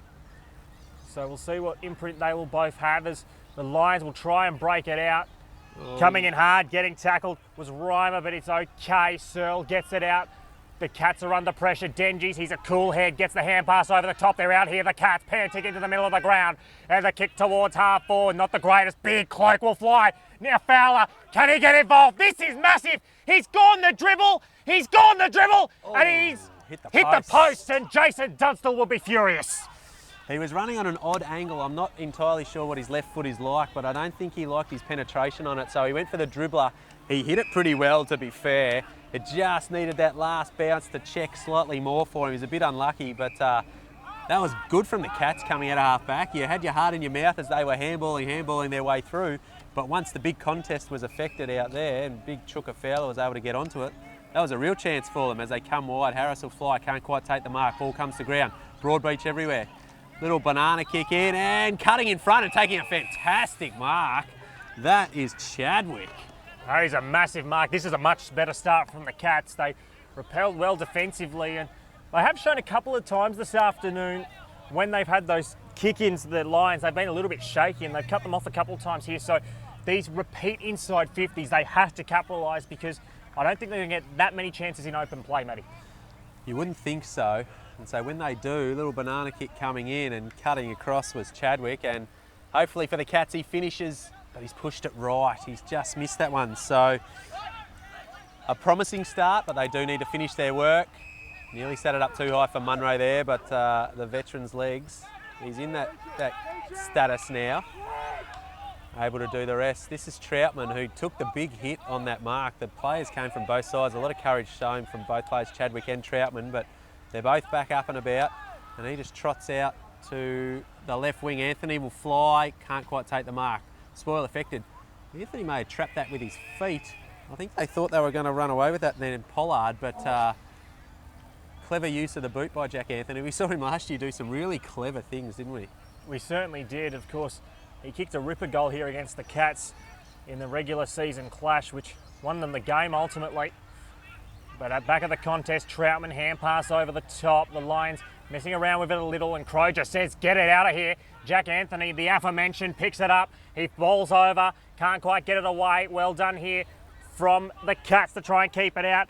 It was from Cottrell, but it's just in the field of play, and we'll have another stoppage at half forward. So first goal you feel in this second half is massive. If the Cats can get it, they're certainly in the contest, but if the Lions get it, it might be a little bit of a procession. Perhaps, you just don't know at this stage, do you? There's Croat again, just doing as he wants in those stoppages. Oh, nice bit of body work there, but unable to take the mark, and now he's hatching the footy. The Lions are circling, and the umpire says, I will ball it up. No, the BroadBeach player's got a free kick at the end of all that for something. I didn't see it. Did you see it, Riley? I think it was a push in the back to Xavier McMahon. Jeez, it was a late call. It certainly was. Arnold towards the wing position, foul of the target, and he's taken a mark. I think that's the first one he's taken all day. It's what you've been calling for him to do. They get up the ground, over the top of Betson though, and here's the Lion zone, beautifully set up. Troutman, ball not really bouncing back as players would like at the moment. Emblem, Cloak pushes up after the event, but the damage had been done. That's Greenall on the left boot, looks a likely type. Harris also looks a likely type. Just what opposition teams don't want, the reigning back-to-back premiers, to get even stronger. And the ball goes out of bounds. Forward pocket, Palm Beach's end. We've played nearly 5 minutes. No goals as yet. So it is a little bit of a holding pattern here in this third term. First goal is massive for either side, really. At the contest, Newman won it from the back. The Lions have the numbers. Dale picks it up with those very familiar dreadlocks. It's Greenall in towards the forward 50. The Cats have the numbers. Well done. And cutting across was Cottrell. Now, what's he got outside on the outer side? That's the question that has been posed. He sends it to a one-on-one. Fowler's been out position. Oh, that's a brilliant mark there. And it's been taken from McBurney. He'll turn around, send it towards half forward. It's a good kick to Harrison. He's about 50 metres out. I don't know if he can kick it from there. I wouldn't have thought so. He's having a look, but goes short to the pocket instead. And now it's going to come in. That's a massive kick from Derek to the tip of the square. McMahon over the back off hands and one behind. So no real harm done. 29 points the margin. 8-7-55, 3-8-26. 6 minutes gone in this third term. Big one-on-one win on the outer side there by Cal McBurney. He's an unheralded defender, but gee whiz, he's versatile and he rarely gets beaten one-on-one. As the Cats saunter out from fullback, there's really no pressure. He's been able to walk it out to the 50 really, and then go short out wide. And he's going to look to turn it inboard. He pulls the trigger and doesn't hit it very well. It just evades Hunt, although Crowed, the big body, gets a handball to Dale. Does he? No, he doesn't. Incorrect disposal. Pantic getting it back off Dale here, and BroadBeach repel the attack once more. He comes in short, looks at Fisher. Fisher turns, wheels and goes. I like that. Opens it up, although not on the same page. As McBurney again, Fowler had no idea that that ball was going to go anywhere near him, and only when it was in McBurney's hands did he even realise that he may have been a potential target. Danger here from McBurney, real danger. Thomas Tyne does enough to keep it in front. Good spoil from Searle. And can't quite find the handle. McCanch does now. McNevin on the burst. Good shepherd from Tommy Tyne. Oh, dangerous ball. Stephen Tyne stands under it. Well done. Wheels onto his favoured left boot. Inboard. Zach Harrison. Right foot. It's a helicopter wobbler. And in front, not paid to McMahon. And it just stolen out the back from Cornish. And he says, well, I'll have a ping. But he can't quite find the mark. And it's another behind. So we're doing it by behinds at the moment. We are. It's not going to help the Cats though. It's still a 5-goal margin.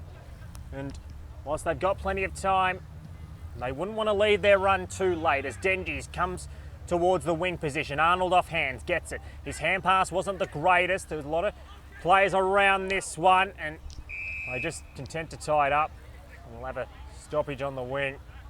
But first goal is really important. What I'm noticing on the Lions is when they're at halfback, they are getting so many numbers to this broadcast wing for the overlap. It's quite impressive to watch. Fisher fed the hand pass out, but Pantic was going nowhere. And we'll have a ball up in the middle of Sulk Oval. A beautiful Sulk Oval, beautiful afternoon here. It's a great one for footy. Harrison towards half. Oh, that's a good kick. That's far too easy for the Lions, and it's going to be a shot at goal from Crowley, and he is well within range. It's one of the best forward entries we've seen all day, really, and Zach Harrison's showing just a touch of class there. Really soft kick into the hands of Crowley, and he's going to lean back on this one from about 50 metres. No issues off the first tee for Nick Crowley. That's a magnificent strike. And Palm Beach get the goal. They push to, what are we at now? 9 goals, 8. 9 goals, 8, I believe we are, 62. Some scoreboard issues here at Palm Beach, Currumbin. I believe the score on your screen is correct though. Good goal there from Crowley. It certainly was. That's number 2 for the afternoon for him. I'm just having a look at the bench and looks like Nelson Pollard, he's looking a bit ginger on that left leg. He's getting checked out, as well as Benjamin Hancock. He's getting some treatment on the physio's table. So rotations might start playing a factor here in this second half as the game wears along. Of course, round 1, it's completely different to practice matches, as you would know, Matt, in terms of the intensity. Oh, absolutely. It goes up another notch, and on a very hot day here, you'd imagine the boys will run out of legs a little bit. Cramp could become a factor. Wouldn't say it's been a really high intensity game though so far, so that might play into their hands. Harrison coming forward, Anthony's going to gobble this up again.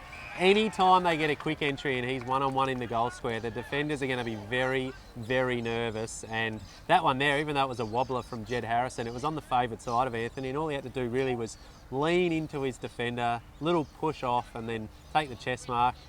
And he's just going to go through. Will it be a drop punt? Will it be a little banana? It's a little banana. And it's a goal. That's his 5th for the afternoon. As you alluded to last year, he went at about 5 goals a game last year, and he's opening his 2019 account in similar fashion. And if they can get a full season out of Anthony, which they didn't last year, look out, he could kick umpteen goals this year.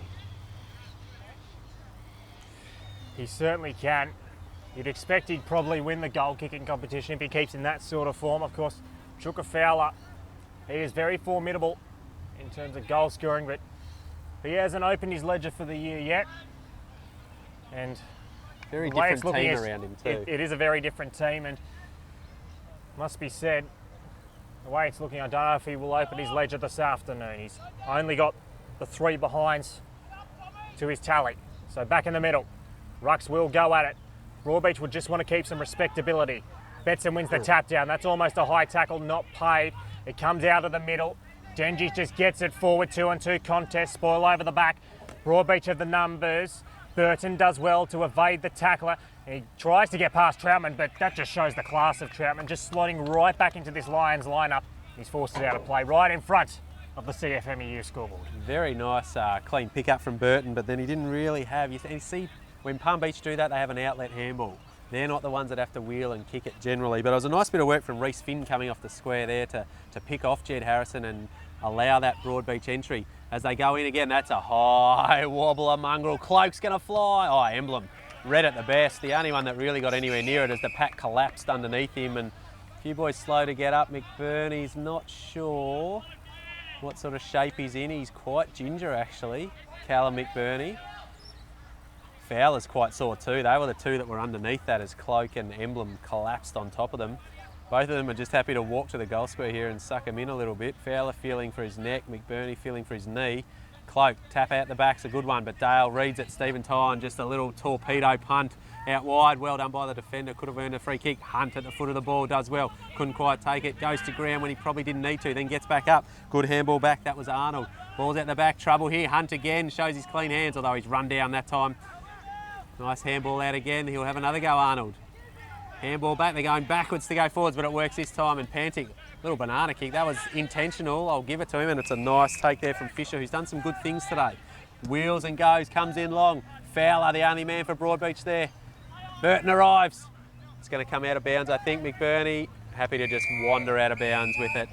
But another entry for the Cats. It is another entry. Question for you, Matt. We saw a couple of times last year, Xavier McMahon, he played in the forward line. He looks like a very likely type up forward. Do you swing that move now and try to come back into this game? There is still time, even though it is 7 goals, there's certainly time to make this one a contest. Tough call, isn't it, for Zorko, the coach, as Cloak taps out the back again. Didn't really have the runners there, went straight into Tyne's hands.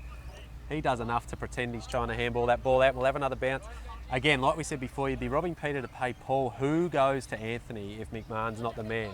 Because he seems to be the one that's got the strength. Do you put Dengies there? I don't know what we do with it. Bird just holding onto a Cats forward there. Goes unnoticed. Here he is, McMahon, does well. And that's the thing that the coaches would like to see. He's actually holding his own relatively well when he's given half a chance. But the ones that he's coughed up, no defender would really have it. As the Cats swing it wide, they've got Searle pushing wide. He wants to go more central, which is good. That's an attacking kick. Pulls the trigger. Pantic keeps going on that same angle to Dengies. He flies. Good spoil from Tyne, and he just continues to run with it. Onto that left boot. Oh, look at this. Anthony is just going to sit on McMahon here. Oh, McMahon, the no-look spoil. Didn't interfere, just threw the hand where he hoped the ball was going to end up, and he did it perfectly. And they come out wide. That was Jai Lions. So Cottrell at half-back. BroadBeach really need to hurry up here and try and put some scoreboard pressure on. Chadwick, he outworks his opponent, keeps it in the field of play. Now what's ahead of him? It's a good kick, but not great there from Fisher. He kept it in front of him. He goes forward to Finn. Now it's further back. Dengi's hand pass over the top's pretty good. Here's a chance. Walsh to Fowler, and surely he's going to open his account for 2019 here. Massive kick for the captain. Big kick. He's a noted goal kicker though. They need him to just go back, the skipper. I'd fancy he's probably a banana kick man. I don't think he's going to wheel around on the left boot, but nice bit of play, linking handballs out the far side. I think it was Chadwick that initially turned his defender inside out that led to this shot on goal, and he does go the banana, and he strikes it beautifully, and he's quite vocal, and so he should be, the skipper. Well done. Leading goal kicker in the Quaffle last year opens his account. He certainly does. First goal for season 2019, of course. He has had a very good football career. He did play in a Waffle Premiership back earlier in the decade for West Perth, and moved back to Queensland, played 2017 in the NEAFL for Southport before permanently coming to the Cats. That's a big goal for the Cats here. It's 6 goals halfway through this third term, and I don't know, if they can get a run on, never say never. Of course, their last win over the Lions was way back in 2016. It was a while ago, but you said never say never. The coaches would be happy at the moment. They're not letting it, they're not rolling over. They're not letting it get out of hand. They're still in touch. They're still battling really hard. Crowd back into the middle here. He's just moved back in after Harrison. Let's see what he does. He goes with the left hand again. Dale's tracking it, gets a little boot onto it. Hunt's going to track his defender. Oh, and it's a good effort to tackle, though. He slips out of it. He can't slip out of 3 tackles, though, but he manages to get a handball. That was quite well done. Cornish with strength. Handball to Derek. Derek immediately set upon. Good tackle there. Burge set upon. Clean hands from the Lions, though, and that stayed in the field of play. It did look like it was going out on the full, but it managed to bounce in, and every time you think you got the Lions pinned, they just managed to get that handball out. They're really strong in the clinches, aren't they? They certainly are, and I think probably one of the most decisive areas this afternoon is this ruck battle. Quite frankly, Roderick, no disrespect, but he's getting thrashed right now by Crode, who wins the tap down. It's proving very decisive at this time. It's in the boundary and it's out of play. I mean, He's certainly trying really hard here, Alex Roderick, but Crody is very experienced and he's just too big at the moment, isn't he? Yeah, at the moment he is for the BroadBeach Ruckman. He's not going to contest this ruck contest though, I don't think. I think they're going to... Who's going to go up here? Oh no, he is hanging around. I thought he was just tracking back a little bit. I was looking for Crowley. He's not going to come to this one. Crode's going to do the ruck work. Bodies will be on the move. BroadBeach need to be alert here. Where's he going to go? Oh, well done the BroadBeach Ruckman. We'll give it to him. Little snap around the corner from Derek. Unable to pick it up there, although it comes back to Crode. He follows up his own work and they're away through the middle. Dengies gets it on the boot, needs a bounce. He gets the bounce, needs a handball over the top. Cloak, if it sits for him, he should kick his first goal in BroadBeach colours. He can't get a handle on it, but he does now. And he misses. Half chance again. The bounce of the ball eluded him and then it squirted out of his hands. He would have loved that one, but he's not going to get it back, unfortunately, as McNevin comes wide to Derek. Big Derek one-on-one contest here. And play on, says the umpire, and they are out. Here's Crowe standing all lane. He'll give it to Stephen Tyne. No, he won't. He'll just say, never mind you, Stephen. I know you're the captain, but I've got a great left boot. I'm going to lace out the fullback. Stephen might talk to him about that after the game. So back in the middle of the ground, Searle gets a hand pass away. The intensity's lifting a notch. Pantic 65 metres out. That's a brilliant kick. And it is going to be Brandon Chadwick. This is a huge shot at goal to bring it back to within 5 goals and just keep them hanging around a little here. That was McMahon again. Left Jack Anthony, got laced out by big Johnny Crowe, but then through the middle, it was real class and composure from Pantic. You could see just what they missed out on through the final series when he wasn't available last year. But he looked up, he had the big boys long, he didn't really want to go there and lowered the eyes a bit. That's drifting right as well. And another one goes begging from Chadwick, but really positive signs there. That was the best bit of play, I reckon, from BroadBeach all day. It certainly was. And unfortunately, they're keeping the scoreboard ticking over. Just instead of goals, it's behinds. So Emblem to the wing. Everyone there is a BroadBeach cat. And Irwin takes it about 75 metres out from goal. Now, what's he got ahead of him? The umpire calls him the play on. He steps around and he's just going to place a kick. It's a 1-on-2. It's not the greatest. And McNevin's going to eat that up 100 out of 100. Neither of those kicks were fantastic. I'm not sure who Emblem thought he was kicking to, but McNevin comes wide and he kicks it. He turns it over. Well, that's 3 for 3. 3 turnovers out of 3, and Reece Finn just standing, guarding a patch of grass, really. Couldn't believe his luck. So he's going to line up. By the time he kicks it, he's probably going to release it from about 45. And they'd love this one to go through to capitalise on a period of dominance. They certainly would. And just keep it within that 5-goal margin. Give themselves a little sniff. So Reece Finn, it's not the greatest of kicks. Cloak comes out, tries to spoil it. McNevin, who until that kick before has been all class this afternoon. They feed it out well. Crode bombs that 70 metres to the 16-year-old in Hunt. It goes off the hands and Harris tries to get it away. The Cats have the numbers over the back. Cottrell hand passes further forward. That is Arnold. He feeds it further back to McMahon, who's been pretty stout this afternoon despite some very tough opposition. Arnold looks into the middle of Sulk Oval. It had to be perfect. It wasn't quite, and now the numbers of the Lions will converge on this contest. Hand pass over the top. Oh, well done there from Lions to try and force it. It goes out wide. Pollard, who's back on the ground. Hand passes are back, and it'll go out towards half forward. Big fly at the back from Fisher, and he's right on the true wing position on that outer side. Now, what's he got ahead of him? That's the question. He's going to go inboard. Dangerous kick, but a good kick. Roderick, can he have his moment here? He's 55 metres out. Fowler is pleading for it long. He doesn't honour it yet. Now he does. He'll send it wide. Massive contest coming up. Chuka Fowler couldn't quite take it. Chadwick will be the first there for the Cats. He's going to try go to Fowler. And it goes out of play, so for all that hard work, they get absolutely nothing out of it. I like the switch into the middle to Roderick was fantastic. Maybe he needs to look for a runner there to release, but he needed to go longer and deeper, I think. I don't like the option to go out wide, but he was forced that way because of how Palm Beach zoned back through the middle of their defensive 50.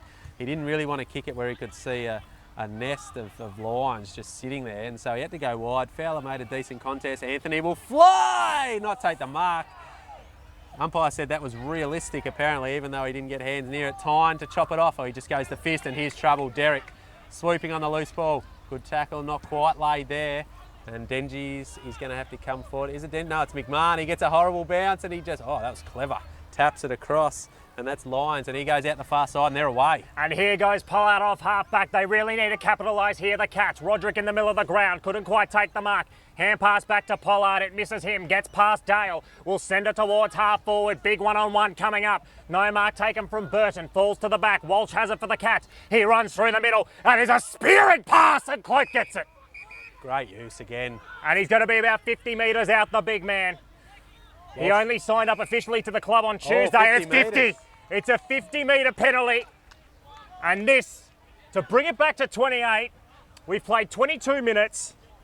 And if they can get another one before three-quarter time, we're in with a chance here. Not sure why he's not on the goal line here. It's not going to matter anyway, but I can only assume that was against Emblem for not coming back on the mark fast enough. Cloak's on the board for BroadBeach, and as you say, they closed the margin, but BroadBeach getting the better of the exchanges at the moment. They certainly are. They've really worked their way into the game. I think that first 30, 35 minutes really cost them. It might ultimately cost them the game, but they've worked themselves well into it here. I don't think the Lions have necessarily backed off. They probably haven't been as sharp as they were in the opening exchanges, but credit the BroadBeach, they've hung around, and if they can get a couple before three-quarter time, you might have the Lions feeling a tad nervous. Absolutely. What are we at? 28 points at the moment. So the Lions would want to respond here, I would think. BroadBeach are definitely getting the better of it, and they're starting to use it much better. Again, that was Shea Walsh a couple of times. He set up Fowler for his goal with a nice, neat pass, and then he's done it again there. 50-metre penalty, just made a lay-down Mazaire out of it. Betson goes up high, traps it down, and they're out again if Searle can gather this cleanly. Nice handball from Reimer across. He goes wide to Pantic. Good spoil from Marsden, though, and that will go out of play. No, Stephen Tyne keeps it in.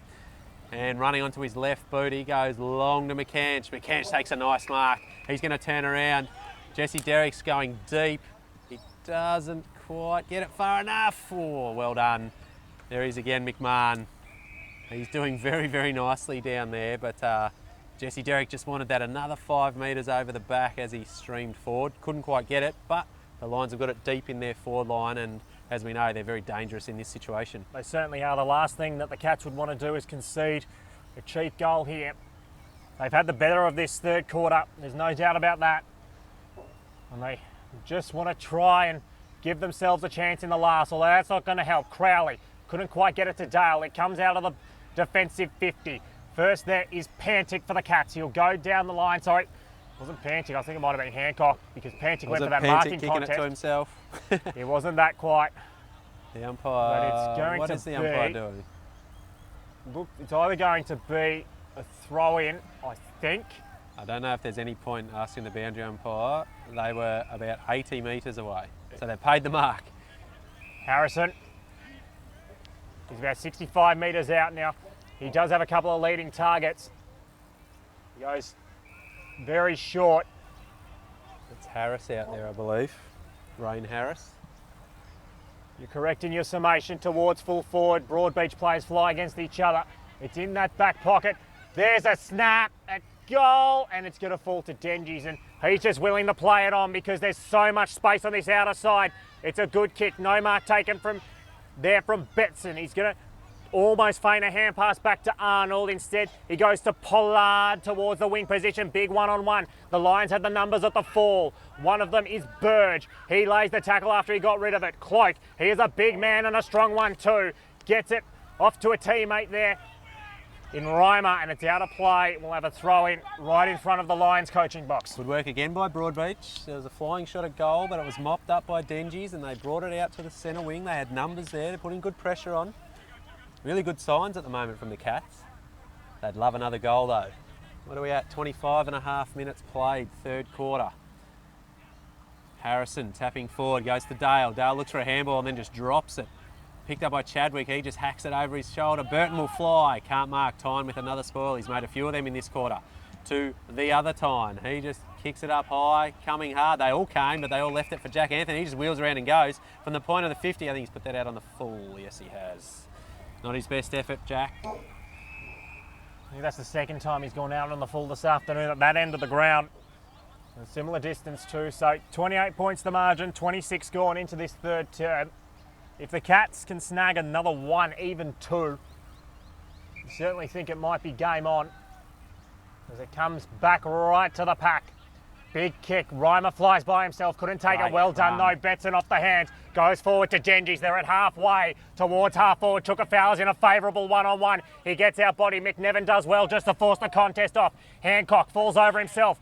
Gets it up. Goes to Cloak. Hair pass over the top. They've got numbers here, the Cats. Genjis to Fowler. Oh, well done. Zach That is Harrison. sensational scrambling from Zach Harrison. That was a certain goal gone begging. Saved And the another day missed there. opportunity for the Cats. Apologies, Riley. Saved the day there. They looked like they were going to score a goal for all money there. Again, big one-on-one here with Fowler and McBurney. And even though he looks outsized, McBurney just finds a way to affect the spoil. Similar to McNevin. Munro will fly, Munro will mark. Good grab. First game back in Lions colours for quite a few years. And he's feeling his way back into it, Gus. It's a lovely ball out wide to Jesse Derrick. And JD relieved of the captaincy duties this year. Played a little bit more midfield minutes in the first half than we saw last year, which was interesting. Goes back to Munro. This could almost be 2013 with those two waxing. Comes across to McNevin, who wasn't there in 2013, but McNevin comes in long and he wants a fly. Good grab, not paid. Ball comes to ground. Cloak just kicks it out with his boot. Nice pick up there, but immediately tackled. That was Reimer. And the umpire took a while to blow the whistle, but nice bit of play. You saw there the composure and the touch from the Lions. Just happy to chip it around in their back line and then get it to centre wing when they can. Harrison down to Cloak. Cloak, big body around the stoppage. Burge gets it. Handball out to Tyne. Tyne on the right foot, but then gives the handball to Dale. He has time to straighten up. Deep, Anthony out-bodied again. McMahon, very well played. McMahon after quarter time, he's really held his own. Whilst Jack Anthony's got 5. Probably could have had a whole lot more if he wasn't playing on him, so it's a real credit. Into the back pocket to Pollard. Now where does he go next? There's not too much movement ahead. It's very late stages into this third term. He's going to ask Burton to come. And he does, and he puts it out of play, not on the full. Burton's got his hands up like he's pretty certain that went out on the full, but I think the umpire did say it was out on the full, but she just put her hand up. I don't know what's going on here. No throw in. It's going to be Where, I think it where might the be- ball's kicked. I think it might, yeah, where the ball was kicked. So I think Pollard's ran out of bounds After he played on, after he played on. So perhaps. It was a very technical one, that one. it Doesn't it is. happen very often. They often play on over the boundary line. They never pull them up. But we move on. So back at the Oh, contest, thumped. big hit at the back. It's Umpire going to be didn't a like free kick, and it's going the Cats' way. It was called by the non-controlling umpire. He's called holding the man. I'm not convinced it was a tackle. It just seemed a full frontal body shot. But there's the siren. So no further score possible. 3/4 time here, and it's Palm Beach 68 leading BroadBeach 41. But a really good quarter from the Cats there, you'd have to say. And as Zorko consults with his assistant coaches, one of which, Craig O'Brien, back in the quaffle after many, many years out, I think they'd be going in pretty positive at 3/4 time. What do you think Jess Sinclair would be saying, however? I think Jess Sinclair, I don't think he's going to be too disappointed. I think the Cats, they did fire a very hard shot there. He just tell his troops they know how to win games. I mean, they are premiers 2 years in a row for a reason, and they know how to close these ones out. And I think they probably will in this final term, but the Cats will certainly come hard. There's no doubt about that. I liked how Jason Clark, he started to get involved in that third quarter. In that first half, he really didn't touch it. He only signed up to the club officially on Tuesday, so very much a late recruit Absolutely. in season 2019. But he started to get involved. Chukafowler started to get involved, so those likely types really tried to get into the game. I don't know if they've got the polish to mow down a 27-point margin, but they're not going to die wandering. So it's 3/4 time here. In game 1 of season 2019, it's the Palm Beach Currumbin Lions, 27 points to the good. We'll be back in about 5 minutes' time.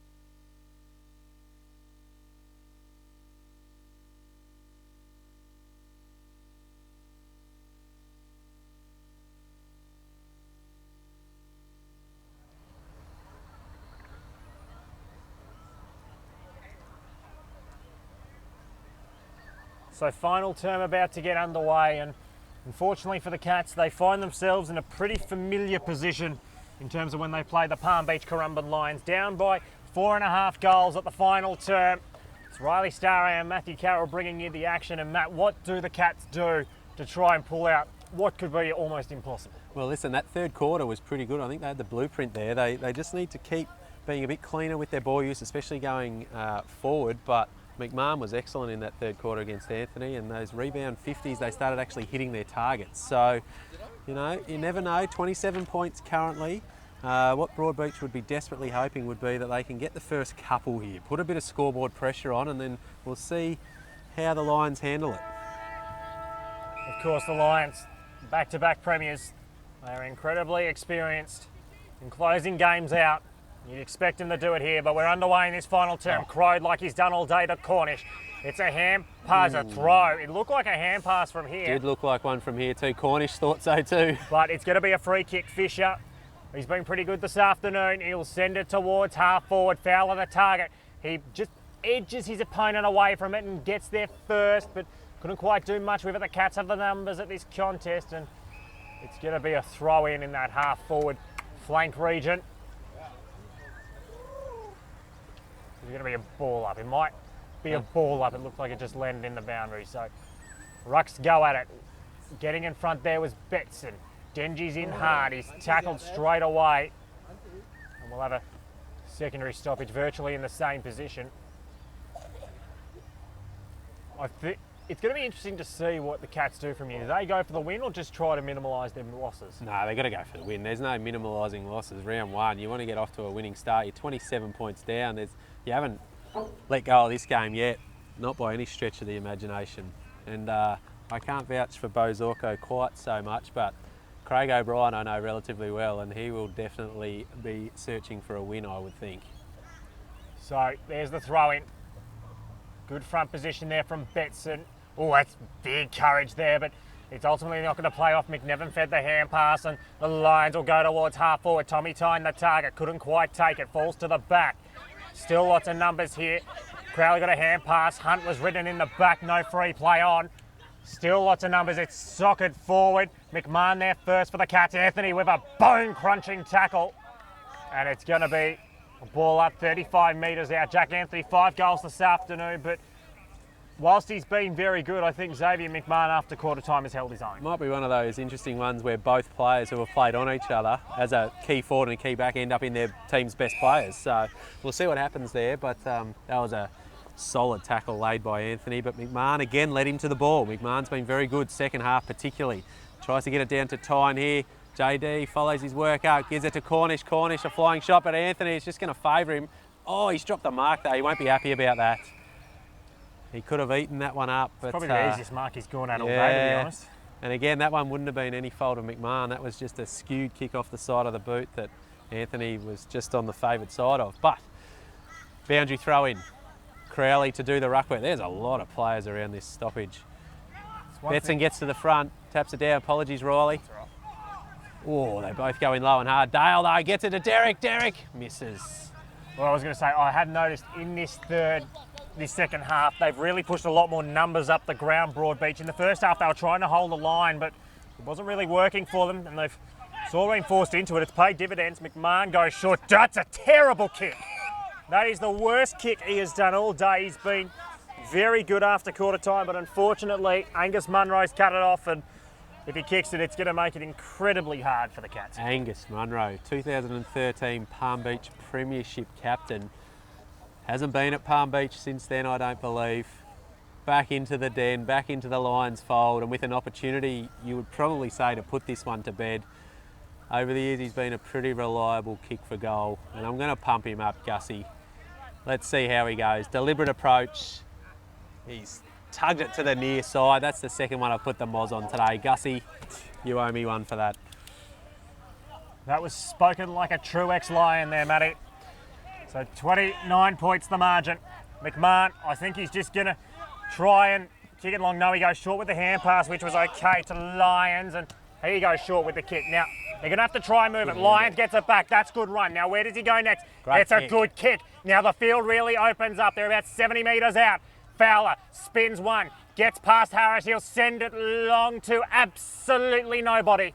And it runs out of the field of play, and it's probably the best result, to be honest, for the Cats. Yeah, well, when he got that ball, there was nobody within cooey of the goals. And even when he released it after weaving around one, there was still nobody within cooey of the goals. So he was having a shot there for sure, I'm going to say. But out of bounds, deep forward pocket, nice transition there, some linking handballs, running football, some nice use. They've cleaned it up as Crow just takes it out of the ruck, handballs across to Dawson. Dawson's going to go long and tracking back's Harrison, but Dale calls him out of it. Burton, magnificent. Oh, into the trainer's table. I hope he's okay. That was quite awkward. And I reckon he's put his head straight into the leg of that. Concern all round. As I said, he did play for the Lions back in the day. Oh, he's fumbled it over the line. That's an unlucky call there, but thankfully he's okay. He gets up, but that's one of those unfortunate ones there with the massage table alongside the boundary line. Eyes on the footy, had no idea it was coming. So hopefully he's all right, Burton. He's at the foot of this pack, doesn't quite come to him. That ball nearly goes out of bounds. Tyne can't pick it up, comes back to him, getting harassed without the football and getting a handball off the deck was well done.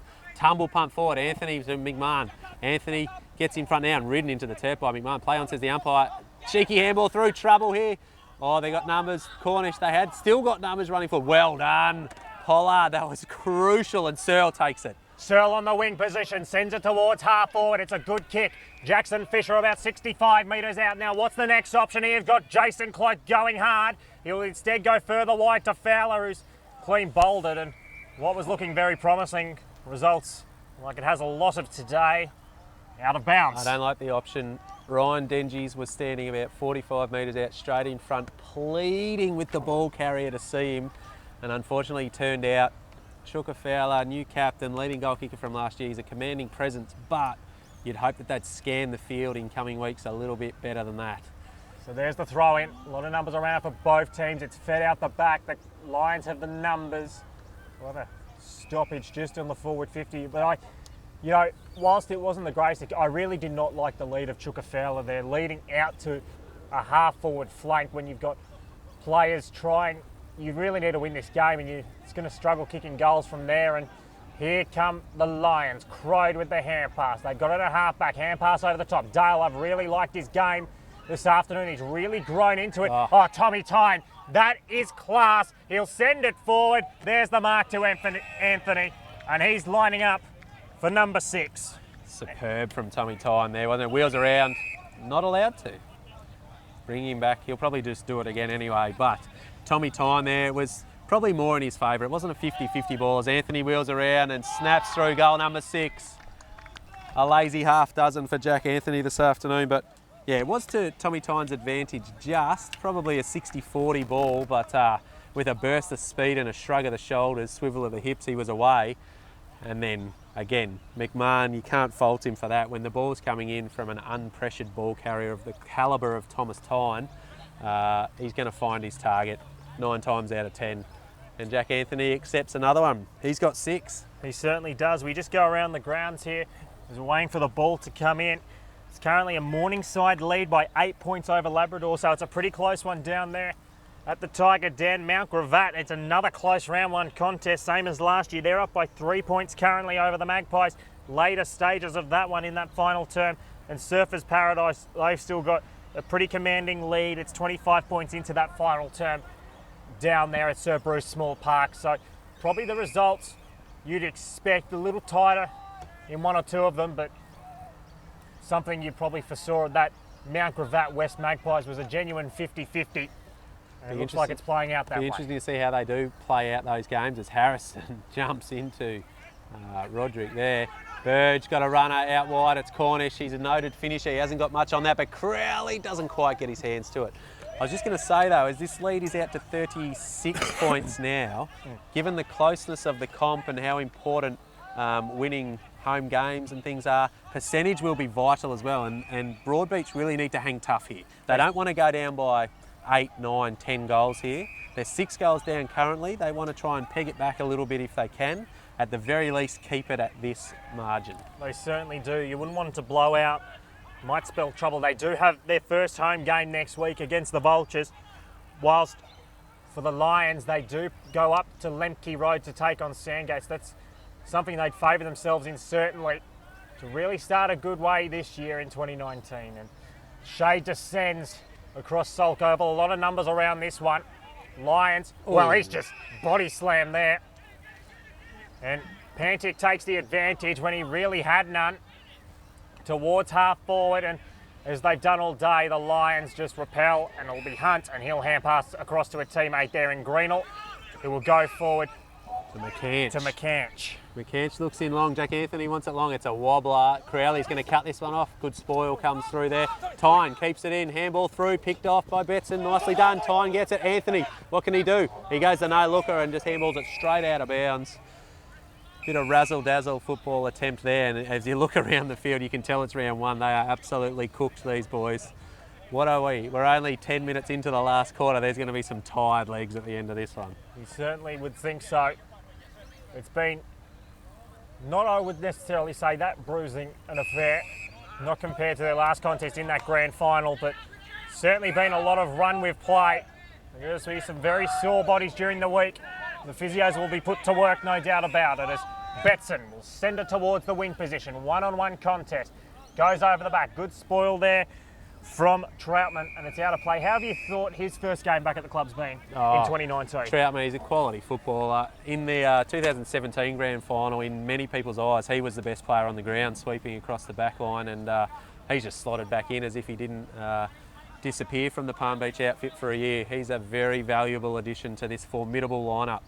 Betson comes forward and just taps it straight down there to the Lions. Crowley coming hard, can't quite take the mark. Good front and centre and a nice handball back. He's going to chip it through the middle. And this is Irwin. Irwin's got numbers out wide. He should look to go. And McMahon, this is good. It's what he needs to do. He's been camped down there having to try and protect against Jack Anthony all day. Oh, McNevin coming through with that speed and those long levers. He really wanted that to stay in, McNevin, but it wouldn't for him. Mr. Gadget Arms. That's him. You'd almost have to think. That's him. Irwin going down there, stretching the calves. I'm surprised he's the first one that I've seen do that, but I don't think he'll be the last as we tick, 11 and a half minutes into the last quarter. Jesse Derrick going to go up in the ruck here, my apologies. Goes with the backhand, left-hander, couldn't quite get it. Handball out from Dengies, that just pops out, not really a handball. Cornish tracking his footy, almost attacked to the head, play on, says the umpire. Ball on the deck, real scramble for it out there, it's just a rolling maul, and BroadBeach hack it forward.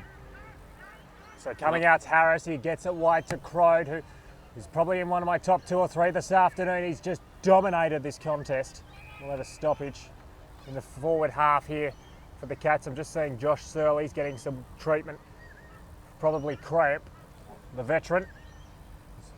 We'll have another ball up. There it is. And just being escorted out, trying to get it away. There is Reimer. He's called for holding the footy. A little bit unlucky, but it's going to be a free kick to Crode.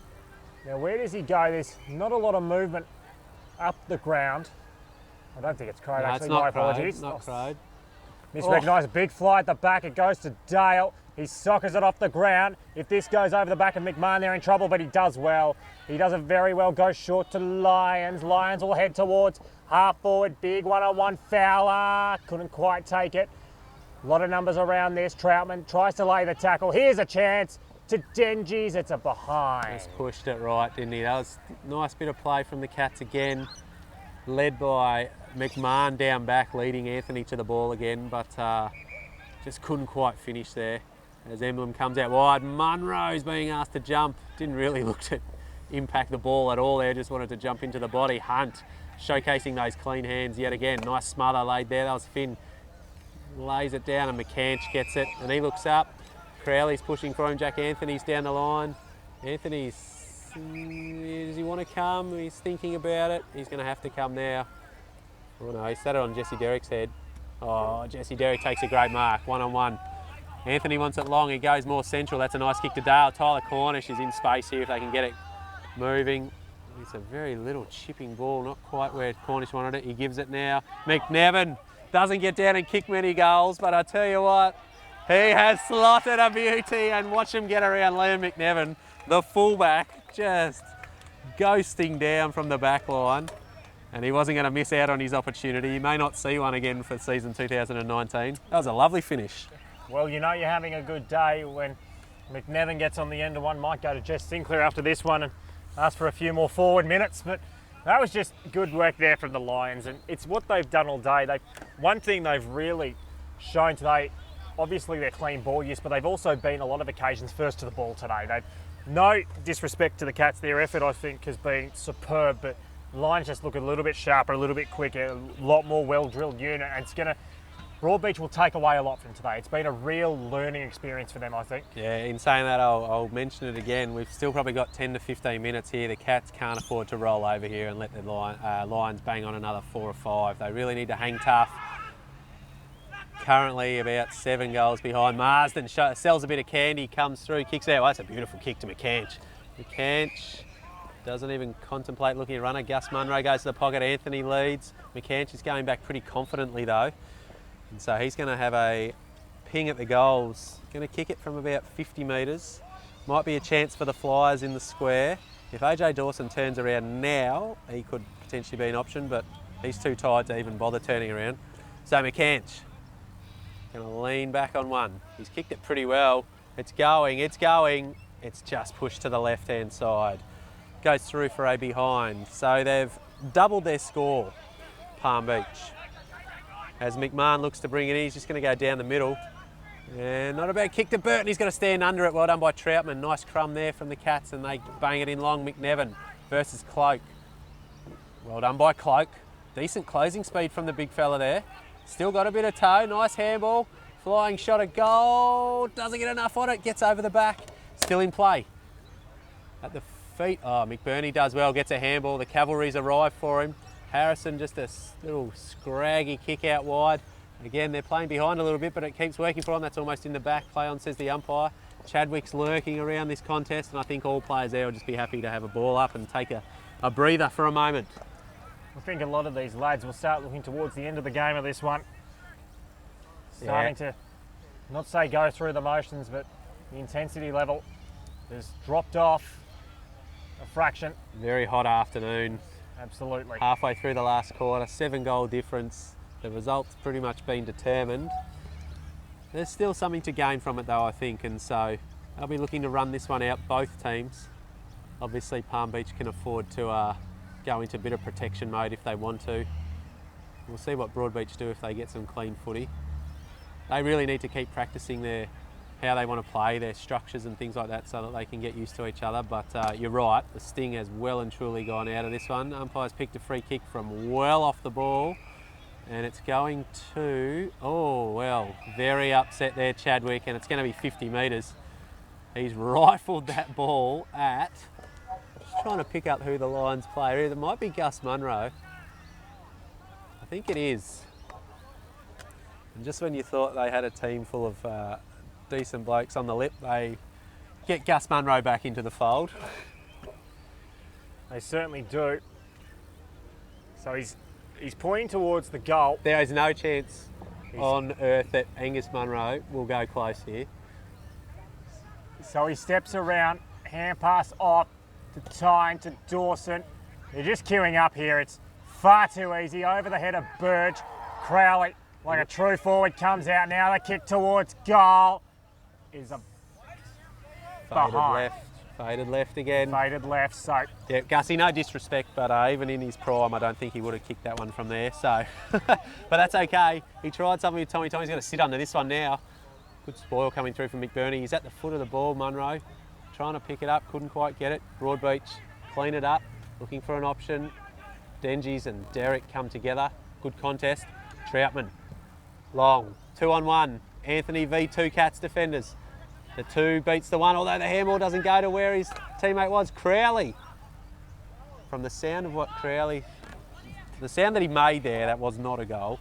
Goal umpire didn't look as convinced, but he gave himself away there, Crowley. So Irwin will take the kick, and it's 44 points now, 14-14 to 5-12. Cats have been outclassed this afternoon. The accuracy hasn't helped the cause as it goes towards the wing. Derek couldn't take it to the back. Harris kicked forward, well done from Greenall. Oh, Hunt couldn't quite take it. First real mistake all afternoon for him. It goes to the wing. Well, we know who the taller player is, and that was Crode, but well done there from Ryan. Oh, big tackle. Zach Harrison. Zach Harrison. absolutely pulverised. Poor old Ryan Pantic didn't realise he was there and looked up and ran into a brick wall. Zach Harrison, with all the momentum, just ran him over. He certainly did, and they're just content to sweep it across the back line. Matty, I pose to you, what do you think of the Lions' chances in season 2019? This is a brilliant start for them. I think they're going to be the yardstick again, to be honest. That's without seeing the other teams yet, but you look at their list, their losses, which are really minimal, and their gains, which are significant from what we've seen today, and there's still a couple of others that may come back into it. I think that all the teams will be looking at Palm Beach as the ones that they're trying to catch yet again. For the Palm Beach boys, it'll be about maintaining the rage, and when they've won back-to-back, that was a cheeky little kick from Crowley there. Derek thought it would be a mark, not paid. Anthony McMahon, well, great body from McMahon. The umpire thought about it in the back. Anthony can't believe it wasn't paid, and Dengies will just chip out wide. Hits the target. No, he doesn't. Burge, I'll just stay with the footy before I come back to that thought. Burge can't pick it up. Munro can't pick it up either. There's a few fumbly boys here because they're exhausted. Munro, handballs to Dengies. Still another handball. Someone clean this up. Dylan Troutman, welcome back to Palm Beach. He hasn't got enough on it. Oh, he could have taken the mark. He gives them an extra point. But I go back. One of the things for Palm Beach will be about maintaining the rage, I think, in season 2019. They've gone back-to-back, 50 metres against Jack Anthony here. But, yeah, when you've gone back-to-back, there's a risk of some complacency, but I haven't seen it with this group. I'm not sure whether you've seen anything today, but nothing seems to suggest that they're going to take the foot off the gas. Complete opposite. Cloak still trying to play hard, force the spill at the contest. It's fed further back to Fisher. I haven't minded his game this afternoon. He's been one of the better ones for the Cats. Ooh. Cloak, that's, well... You couldn't... Well, 12 years ago, Yes. when he stopped AFL level, that was hard at the football. These days, that's sliding below the lees. And Not allowed to do that anymore. There's a cat down in the forward line. I'm just looking. I haven't seen who it is, but I hope it's not Matty Fowler. It's a fairly big unit, though. We'll keep an eye on that. You keep an eye on that, Riley. I'll watch the footy. Jack Anthony's got it. That 55, 60 It out. is He just Chuka Fowler, goes. Matty. It is? Yep. Just keep an eye on him. Hopefully he's okay. Maybe just landed heavily, a bit winded. He's not coming off, that's for sure. So hopefully he's all right. AJ Dawson's got this very, very wide. But in terms of this Palm Beach team and those that are not playing today, Jared Douglas you mentioned. One we didn't mention yet is one Josh Woolley, who is an absolute star of the competition. And he's not out here today for the Lions, but you can guarantee that he'll be a walk-up star. It went, oh, well done by Marsden. Betson goes long. It's a good kick out the back here. Nicely taken. Good hands there from Reimer. But yeah, Josh Woolley, he'll come back into this side and give them even more run and penetration. so, back in the middle. Fisher will send it forward. Cloak is the target. Won't quite get there. McNevin over the back. Cloak tries to lay a tackle, but it's couldn't quite. He's tried hard, but hasn't really got much of it. Greenall down the line. Burge the target. Oh, he's done well. I'm going to pose a question to you, Matty. I was watching the reserves before this game, and a certain metres. Grogan medalist was running around for BroadBeach, and Blake Erickson, Yes. even though obviously he's just come back from overseas, do you think that was the right move, or would have you played him in this game? I can only imagine that, well, I don't know whether it was Ericsson's call, whether he wanted to run in the twos, but surely that would only mean that he hasn't really done much work and he needs to get some miles in the legs. As Burge comes out wide here to Crode, and he is a goal kicker, he might just saunter on the left boot, and no problems whatsoever from Johnny Crode. He just sticks the big left index finger up and says, I tell you boys, just give it to me anywhere inside 50 here and I'll do the rest. That's a very nice finish from big Johnny Crode. And they go on their merry way, Palm Beach. But back to Ericsson, I would imagine those discussions may have taken place, but he's probably a little bit underdone, I would think. Well, that's what it lends to, really. I mean, you know, he is the defending competition best and fairest, so probably just working his way back into a little bit of form. He certainly would have been handy this afternoon. He would have been. Out there. He would have been. But of course, it is only round one. It's not the end of the year, and they've still got another 15 games to play. Plenty still to play. But Palm Beach, if they can stay injury-free, and that's the big unknown, isn't it? Which teams can stay injury-free? But Palm Beach won the reserves games by the best part of 100 points, so the depth is quite good. Jesse Derrick in the ruck here, which is not generally probably what he wants to do. Actually, I take that back. Jesse Derrick will do whatever you ask him to do. But out wide to Angus Munro. Derek's just peeled from the centre contest here and just traps it over the line there. So Derek's just having a rumble round in the ruck here. But the Lions, you look at the names that played in the grand final last year, they aren't out here today. Josh Woolley will come back at some stage. Jared Douglas probably comes back. Brock Askey probably comes back.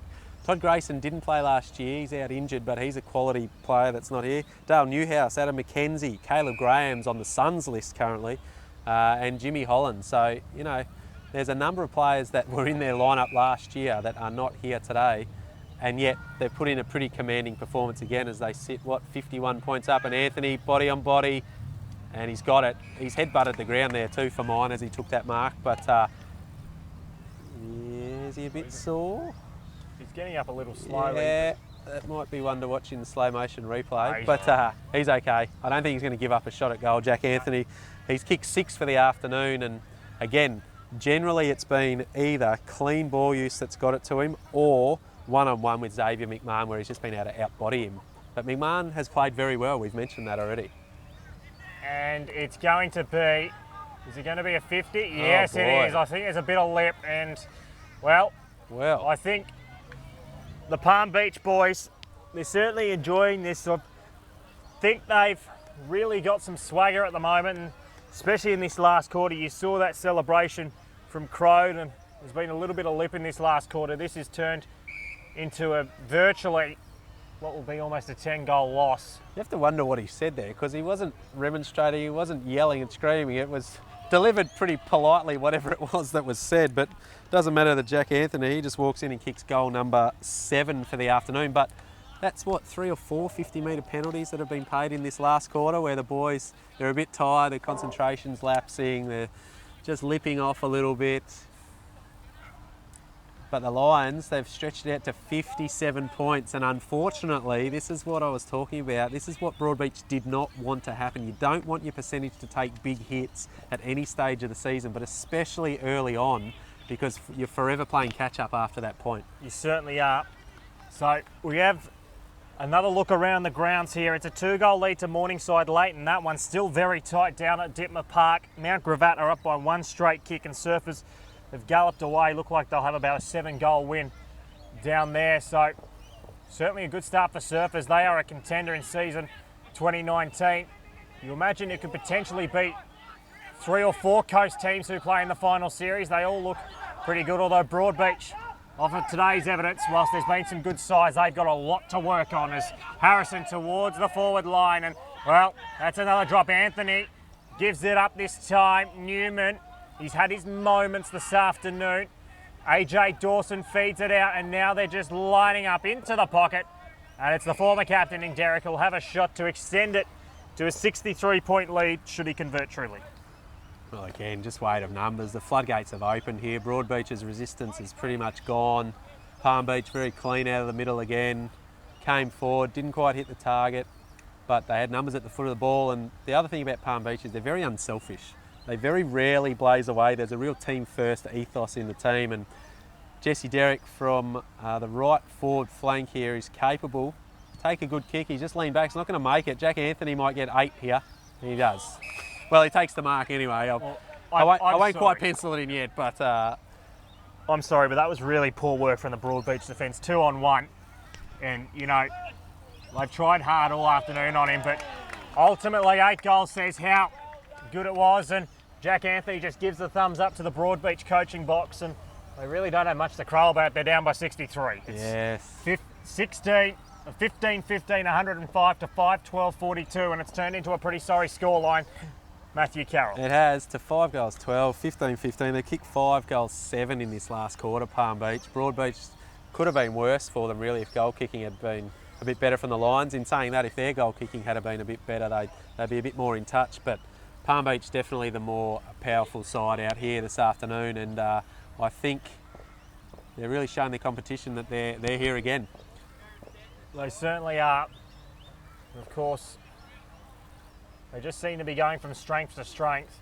And I think Jess Sinclair might have, I'm not going to say a firm word at 3/4 time, but he might have just reaffirmed some messages prior to this one. They've come out in this final term and played magnificently as Fisher sends it towards full forward.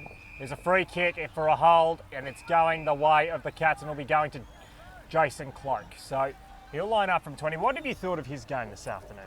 Well, it's been hard to gauge really because there hasn't been much supply coming down to him. You can see what they're trying to do with him, try to isolate him in the goal square and get it in quickly to him. That ball there got in quickly. Not many have during the day, but you can see if they can get it in one-on-one, he's a very difficult player to shift once he's set his feet. And he's got a couple of free kicks. That one's going to sneak in, is it? Goal umpire's going to have a think about it. I think it's a goal. It is a goal. So I think he's going to give them something. And you can only imagine that he's going to get fitter as well, given that he only signed recently. But, you know, with his big size and his footy smarts, and a couple of times he has had to get moving, and he's showed he's still got a bit of speed. I think he'll be important for the Cats, especially as they really, you look at it and you have to say they're kind of rebuilding from last year, which is odd to say for the grand finalists, but they look nothing like they're a shell of the grand final team really. And so someone with an experienced head like that's going to be valuable for them. They certainly will. Of course, Bo Zorko was pretty confident in his season preview that this was really going to develop and turn into something special, but that's the exact word you're going to use, develop, because there's a lot of work to do for them to stay up with the big boys. I think we have to give them a good 5 or 6 weeks before we really see where they're at. Ball comes out wide. Jesse Derrick playing out of the goal square at the moment. Just overruns that one. Zach Harrison wasn't really watching the ball, trying to engage the fullback, and there's the siren. 30.5 minutes played in that last quarter, and it's Palm Beach. They unfurled the flag today. They are the back-to-back premiers, and they run out winners 15-15-105 to BroadBeach, 6 goals, 12-48. Run through the goal kickers this afternoon. Jack Anthony probably gets the best on ground honours with 8 goals. 3 goals to Ethan Hunt, the 16-year-old, so he was very good this afternoon as well. 2 to Nicholas Crowley, 1 each to McNevin and Crode, whilst for the Cats, 2 goals to Jason Cloak and 1 to Dengies, Fowler, Hancock and Fisher. What are your final takeaways from this one, Matty? Oh, listen, I think the biggest takeaway is that the Lions are the yardstick again. They definitely haven't dropped off. Are they more powerful than last year? Hard to say at the moment. We might need to wait to see what their final best lineup looks like. But I think Jess Sinclair knows he's inherited a very, very strong list. And as for BroadBeach, from talking to their coaches before the game, they're pretty aware of the fact that they do have a list that's very different to last year's, and they're going to take some time to gel. And, you know, I don't think we're going to judge their season based on this round 1 encounter. I don't think we will either. I'm just having a look out on the ground. It looks like John McKenchie's got some ice on his outer leg, so that'll be one to monitor during the week. But they look very powerful, the Lions. And to be honest, you talk about best lineup, it's even questionable if we saw it at any time last year. They had that many injuries. It just shows the crazy, fantastic depth this club has and the culture they've built up. Of course, all 3 sides last year made the grand final. The seniors were the only ones that got up, but still, even to get to that point shows how good this club is. So we'll be leaving you here from Sulk Oval, and it ended up being quite a demolition job in the end. A 57-point margin, 15-15, 105 to 6-12, 48 in favour of the back-to-back premiers, and their journey to immortality got off to a good start this afternoon for a 3-peat. Riley Starr and Matthew Carroll are with you this afternoon. It's been a pleasure, Matty. Always good to be back. 2019's underway, and we're all the better for it. We certainly are. So have a good one, ladies and gentlemen. We will be back next week. There's a lot of football to come in season 2019. It's a pleasure to have you along.